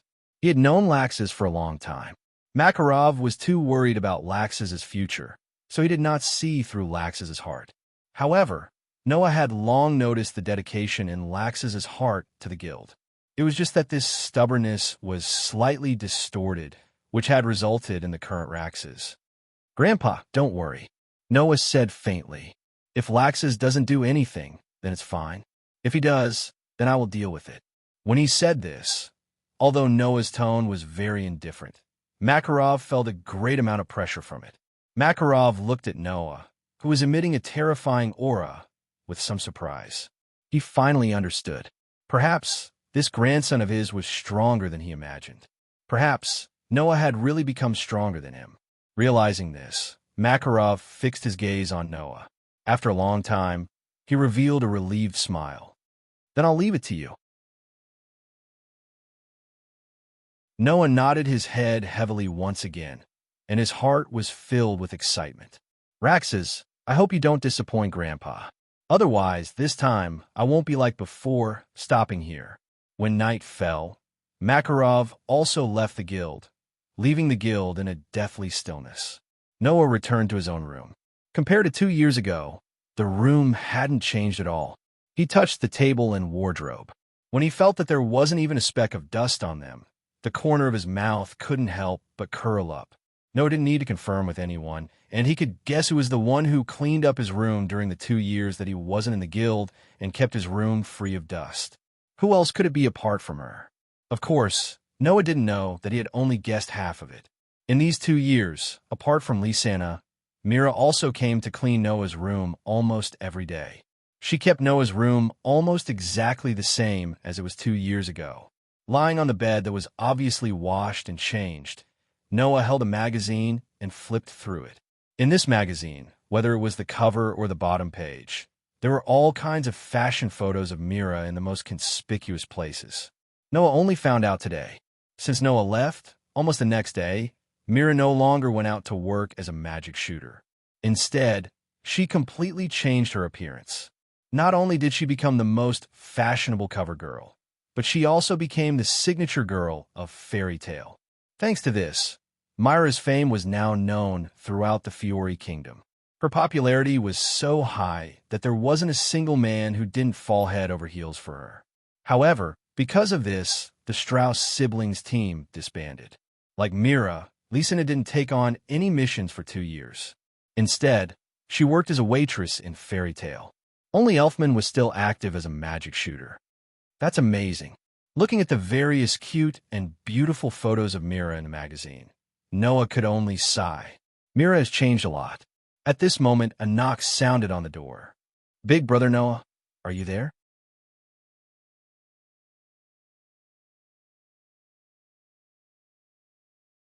Chapter 361. Big brother Noah, are you there? Following this sentence, there was a knock on the door. Noah had just retracted his gaze from the magazine in his hand when the person standing outside pushed the door open. Not long after, Lisana's head popped in and entered Noah's sight. I'm coming in. Lisana didn't have any intention of asking for Noah's permission. She walked straight into Noah's room and closed the door behind her. Perhaps it was because she had just taken a shower, but the moment she entered the room, a fragrant scent filled the room. Her beautiful white hair was stained with water droplets, proving that she had just taken a shower. She was still wearing a woolen sweater and shorts. Her impressive bosom was extremely prominent, and her two white thighs were dangling in the air. It was extremely eye-catching. This made Noah sigh in his heart. Not only Mira, but even this little sister of the Strauss family had changed a lot. At the very least, her every move was truly attractive. In other words, she had grown up. She had grown up in all aspects. Just like how Noah paid attention to Lisana also paid attention to Noah the moment she entered the room. Compared to 2 years ago, Noah's appearance hadn't changed much, but his temperament had changed a lot. From Lisana's point of view, her big brother Noah had become more manly than before. However, when Lisana saw the magazine with Myra's photo on the cover in Noah's hand, her cheeks suddenly puffed up, and she became angry. What's wrong? Seeing Lisana's angry expression, Noah couldn't help but laugh. It's already so late. Why aren't you sleeping? What are you doing here? Big brother Noah, do you not want to see me? Lisana said as if she was throwing a tantrum. Anyway, I'm not as charming as big sister Mira. Hearing this, Noah couldn't help but smile and tease Lisana. What? Could it be that you're jealous of your own sister? No, I'm just telling the truth. I'm not jealous of Sister Mira. Lisana walked to the bedside and looked straight at Noah with her hands on her hips. After all, in order to attract someone's attention, I know how hard Sister Mira worked for the past 2 years. Now that she finally succeeded, I won't be jealous. Hearing this, Noah was stunned. When he connected the dots between her gaze and the content of her words, he was speechless. Noah wasn't an idiot. If he still couldn't understand what she meant, then it would have been a waste of his efforts to create a fairy tale in the world of Pitch Black Bullet. Hence, Noah could only ask cautiously, "This someone you're talking about? Don't tell me it's me? I say, big brother Noah, you can't say this to big sister Mira. Otherwise, I won't forgive you," Lisana complained to Noah. "Have you forgotten what you said to big sister Mira before you left the guild?" Before I left the guild, Noah immediately searched through his memories. After a while, he revealed a stunned expression. Before leaving the guild, Noah had indeed said something to Mira. "I hope that when I return, you'll become gentler." Could it be that because of this sentence, Mira had such a change? It can't be, right? Didn't I already tell you, big brother Noah? Lisana seemed to have seen Noah's disbelief and was rather indignant. After you left, big sister Mira began to change the next day. She no longer went out to work as a magic shooter. Listen carefully, it was after you left. Of course, Noah understood what Lisana was trying to say. After Noah left, Mira changed. And before Noah left, he had said those words to Mira. In that case, wasn't it obvious who Mira had changed for? It was just that Noah subconsciously avoided the possibility that he was the cause of Myra's change, so he didn't make such an obvious connection. Even everyone in the guild knows who caused big sister Mira to change for big brother Noah. Lisana puffed up her cheeks. Now, everyone can see big sister Myra's feelings. If you still don't admit it, you'll be torn to pieces by those boys who've been infatuated with big sister Mira for the past 2 years. Noah laughed bitterly, and it was a bitter laugh that was rather complicated. Even Mira had such feelings for him. Then, in addition to Elysian who had confessed to him, and Lisana who had shown obvious affection for him, he seemed to have unknowingly committed a lot of sins. Of course, Noah definitely didn't know that his sins were far deeper than he thought. Hey, big brother Noah. Lysana's tone seemed to have become rather complicated. Big sister Mira has changed so much for you, so please don't make big sister Mira sad. Is that so? Noah suppressed the various emotions in his heart and rolled his eyes at Lysana. In other words, you want me to be your brother-in-law? Lysana's expression suddenly became conflicted. With Lysana's feelings for Mira, of course she didn't want to see Noah betray Myra's feelings. But then, was she going to give up on Noah, who she had always liked since she was young? In that case, it would be Lysana's turn to be heartbroken. I don't care. Lysana couldn't think of a reason, so she could only be willful. No matter if it's me or big sister Mira, you can't make us sad. What does that mean? Noah was astonished. I can't make both of you sad? Do you mean that I have to accept both of you? Accept both sisters? Let's not talk about whether Mira and Lysana would agree or not. If they really did that, then what about the 3-year agreement between Noah and Sage Tianzi? It had been almost a year since he left the Black Bullet. In another 2.5 years, Noah would have to return to the world of the Black Bullet. At that time, if Sage Tianzi didn't have that kind of feelings for Noah, then it would be fine. But if he still had that kind of attachment, then Noah had promised to give him an answer. This answer could also be a rejection.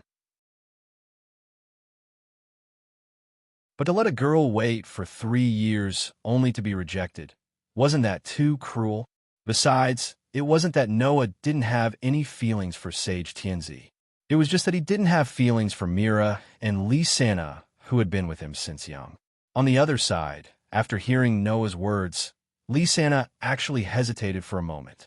But perhaps she felt that she shouldn't have hesitated like this, so she glared at Noah angrily. In short, if you make Sister Mira sad, I definitely won't forgive you. If you make me sad, I definitely won't forgive you. You're practically giving me an unsolvable problem, aren't you? Noah retorted. Besides, even if I have the ability to protect both of you from harm, what about the others? Others? Lysana was stunned at first. When she realized what this sentence meant, her eyes widened and she pointed at Noah in disbelief. Could it be that brother Noah has another woman outside? What you said is a little wrong, right?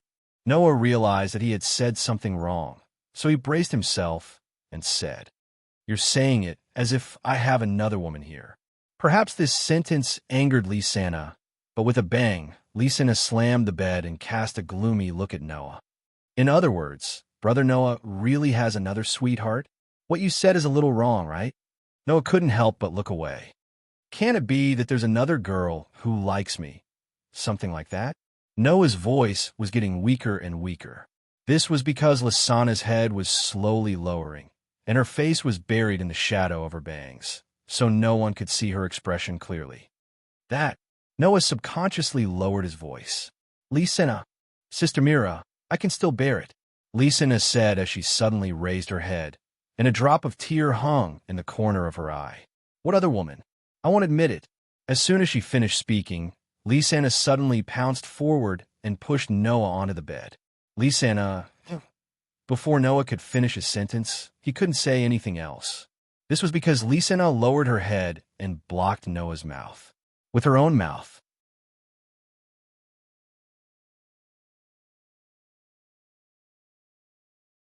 Chapter 362. By the time Noah reacted, a soft and fragrant tongue had already probed into Noah's mouth, which was slightly open due to his excessive surprise, and instantly tangled with Noah's tongue. That sweet touch was transmitted to Noah's nerves through the lips and tongue, causing Noah to involuntarily open his eyes wide. Looking at Lysana, who was clumsily and unskillfully kissing him with her eyes closed, his heart was filled with astonishment. Noah didn't know that when he was young, he had already been secretly kissed by Mira and Lysana. However, Noah wasn't inexperienced in kissing. Don't forget, in the world of the Night of the Magi, in order to provide magic power for Qingzi and Yuzhu to open up the blocked magic circuit, Noah had also forcefully kissed Qingzi and Yuzhu. But unlike Qingzi and Yuzhu, Lysana's kiss had the greatest impact on Noah. After all, one was a childhood sweetheart who had grown up with him, the other was a cohabitant who lived together for benefits, The other was an uncontrollable emotion that took the initiative to kiss, and the other was an action that had to be done because of external factors. The difference between the two could be imagined. In addition, Noah had never thought that Lysana would one day do such a bold thing, so it was easy to imagine how much astonishment he had in his heart. Woo! Chirp!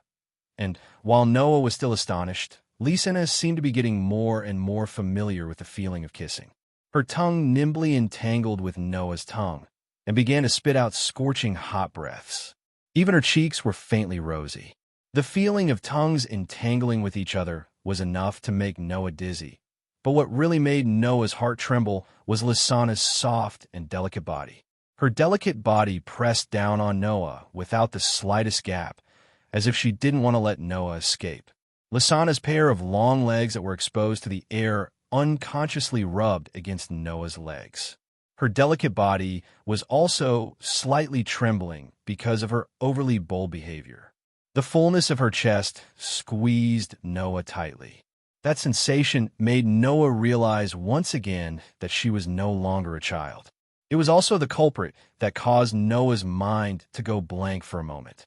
After a while, Noah finally reacted. He grabbed Lysana's shoulder and pulled hard, pulling her lips away from his. Huff, huff, huff. Perhaps it was because she was too focused and hard-working, but Lysana's cheeks were rosy and her eyes were misty. Her mouth panted, allowing her sweet breath to hit Noah's face, causing Noah's heart to waver. Lysana, I don't care.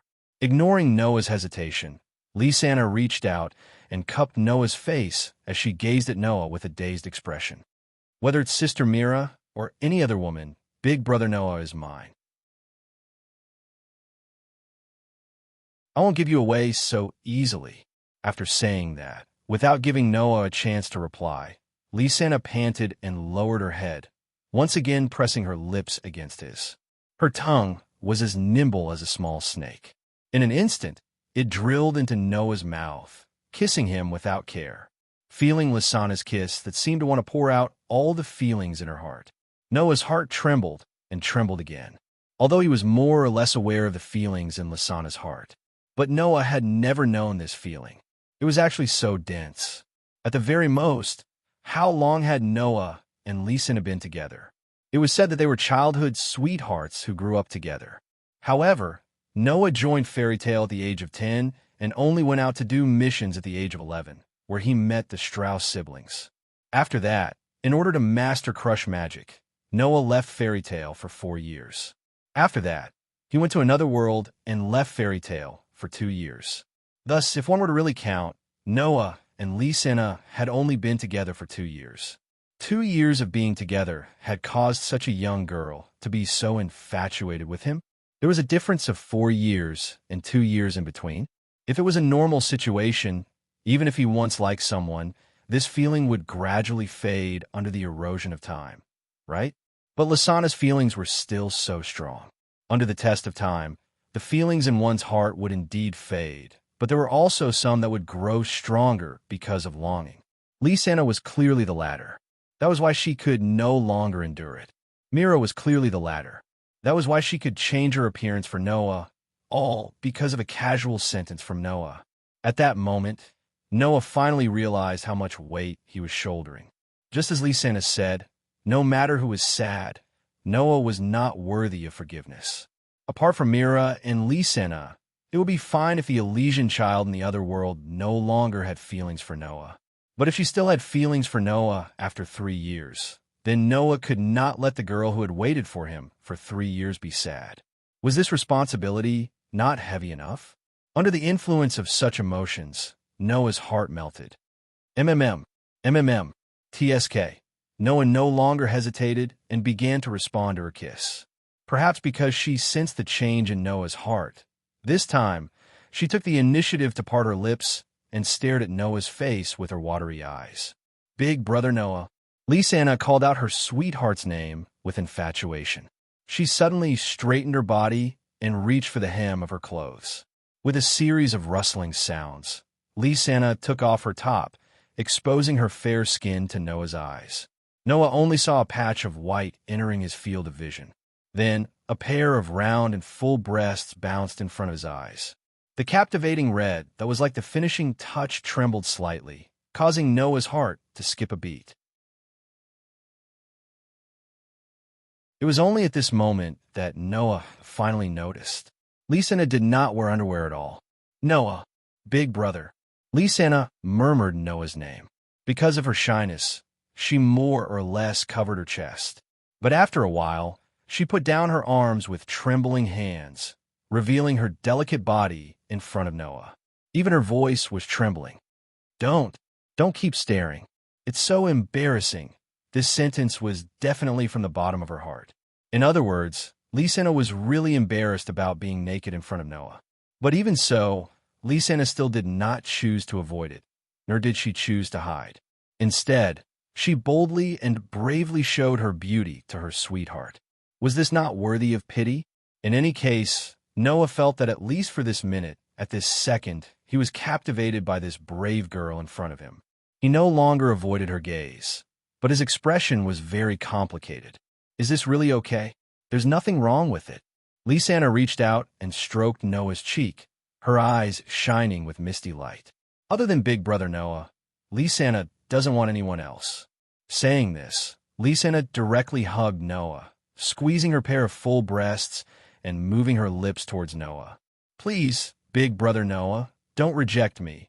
With that, Lisanna turned all the feelings in her heart into practical action and gave the most passionate and intense kiss to Noah. And of course, what Lisanna wanted to give to Noah was definitely not just a kiss. Thus, Noah found that his heart was beating vigorously for Lisanna. At this moment, Noah's heart was also occupied by a thought. Want her, don't want to reject her, no matter what. I can't reject her. I can't reject this girl who has given everything to me. Thus, the accumulated feelings in Noah's heart completely exploded. Ugh! As Lisanna gasped, Noah tightly hugged her delicate body, turned and pressed her under his body, pulled up the quilt, and covered their bodies. Not long after, pieces of clothes began to fall to the ground. Until a certain moment, a cry of pain suddenly reverberated, igniting the night and causing the temperature in the air to rise slightly. The panting sound did not stop for a long time.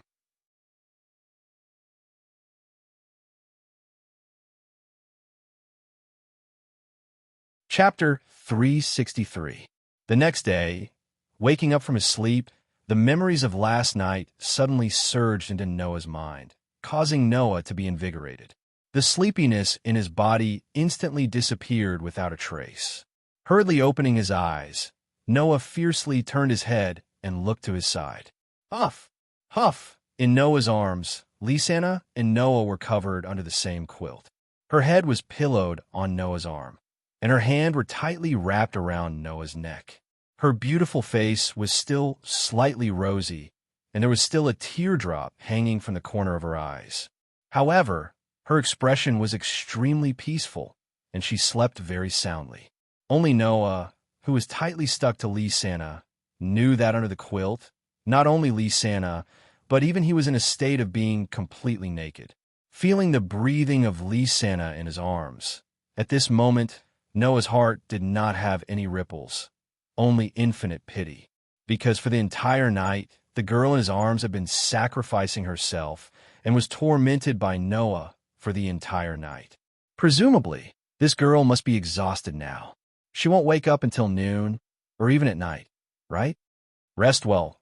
Noah patted Lisanna's head in his arms with extreme pity, and then left a light kiss on Lisanna's smooth forehead. Then he tiptoed out of the quilt, picked up the clothes on the ground, and put them on neatly. Ugh! It was not known if it was because the loss of Noah's body temperature made Lisanna feel a little lost in her dream.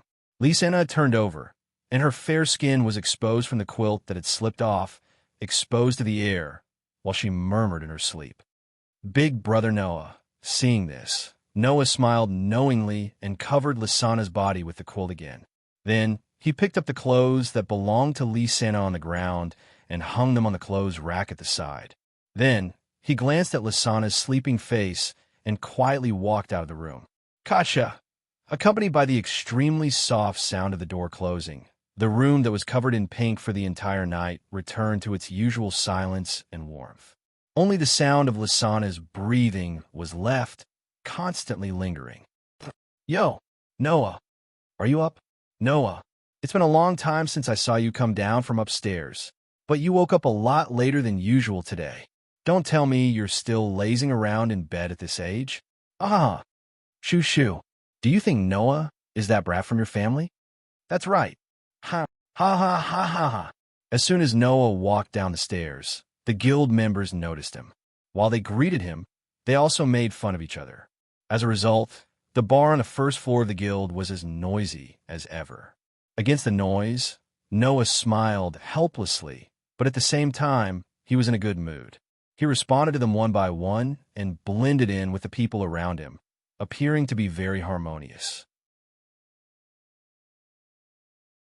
After all, in this place, Noah was not the chairman of a guild that had taken in a bunch of children with power, nor was he an exception in some school, nor was he an outsider magician who had barged into someone else's territory in search of something. Here, Noah was just a member of Fairy Tale. At best, he was the grandson of the chairman. There was nothing special about him. Of course, if there was anything special about him, Noah was also very special. Other things aside, the fact that Noah could live directly in the guild was already very special. Moreover, after a day, even the new members of Fairy Tale who had just joined in the past 2 years had all heard about Noah from the old members. They knew that not only did Noah have the same magic as the strongest magic shooter in the guild, but he had also gone to the guild's holy land 2 years ago to receive guidance from the first chairman, who was said to have turned into a ghost. Many people were guessing. After 2 years, Noah, along with Alusha and Mira, had always been far ahead of the rest of his companions. Among the companions of his generation, he could be said to be the strongest. Now, what level of strength did he have? Was it the same as before? Was it the same as Alusha, who is now the strongest female magic shooter in Fairy Tale? Or was it the same as Mira, keeping a low profile and not using the identity of a magic shooter to improve himself? This was something that everyone was extremely curious about. Alusha, Naz, Gray, Lucy, Hubby, and others had already seen the tip of the iceberg of Noah's strength. They knew that Noah had been constantly improving himself in the past 2 years, and his strength had become unfathomable. In addition to knowing this, even Alusha and the others did not know how strong Noah really was. Probably, only Makarov more or less had some guesses after yesterday's conversation, right? In short, now, all the magic shooters in Fairy Tale were looking forward to seeing Noah's strength. Good morning. Mira, who was carrying a tray and serving drinks to the guild members, turned around and looked at Noah, who came down from upstairs with a smile. Are you hungry? I'll prepare breakfast for you. How would it feel to see a popular masked girl greet him with a gentle smile when he woke up early in the morning? Other men would probably howl endlessly for this, and Noah might also be shaken. But when he thought of eating up the sister of the popular model last night, and now lying in his room sleeping, Noah felt uncomfortable for a while. No need. At that moment, Noah smiled and shook his head. I'm not very hungry yet. Even if you're not very hungry, you still have to eat breakfast. Mira came directly in front of Noah, raised her head, and her gentle eyes met Noah's gaze. Like a newlywed wife, she reached out and helped Noah straighten his collar. Otherwise, it's not good for your health. Yes. Noah could only stiffen his body and let Mira do as she pleased. It couldn't be helped. Apart from his relationship with Lysana, Mira had changed too much, and Noah still hadn't completely gotten used to her gentleness. Coupled with his conversation with Lysana last night, Noah found out about Myra's feelings for him, so it was normal for him to be a little unsure of how to react. But now that he consciously paid attention to Mira, Noah realized that Mira was really different from how she treated him and others. This could be seen from the envious and jealous gazes that were constantly cast at him when Mira was tidying up his collar. So Mira really does have that kind of feeling for Noah? No wonder Mira changed so much when Noah just left. I thought that after 2 years, Mira would no longer have that kind of feeling. Damn that Noah, I'm so envious. The guild, which had been very noisy until just a moment ago, returned to silence in an instant. Then, all kinds of pitch-black resentment emitted from the bodies of the members of the guild, mixed with all kinds of fragmentary chatter. It was chilling. Eh, eh, eh, eh, eh. In the crowd, Lucy, who saw this scene, was also extremely surprised and let out a puzzled cry. The person that Miss Mira likes is Noah. The naked Gray glanced at Lucy from the corner of his eyes. That's something that everyone knows, isn't it? As soon as he said this, Alusha and Naz at the side turned to Gray in disbelief. So the person that Mira likes is Noah? Why does Mira like Noah? Is Noah more delicious than fire? All right, I was wrong. Gray face-palmed. Although she has never admitted it, the person that Mira likes should be Noah. Everyone in the guild knows that. Those men even plan to wait for Noah to come back to teach Noah a lesson.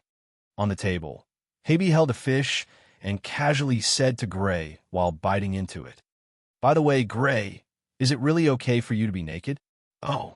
Gray seemed to have just realized that he was naked and was shocked. Lucy was speechless. On the other side, Noah, who could only be manipulated by Mira, suddenly frowned and reached out to grab Myra's hand that was moving on his collar. Mira looked at Noah in a daze. However, Noah did not pay attention to Mira. Instead, he pressed Myra's hand down, took a step forward, and looked at the entrance of the guild. There, a few figures slowly appeared and walked towards the guild, one step at a time. You're tuning into the Romance Rendezvous YouTube channel.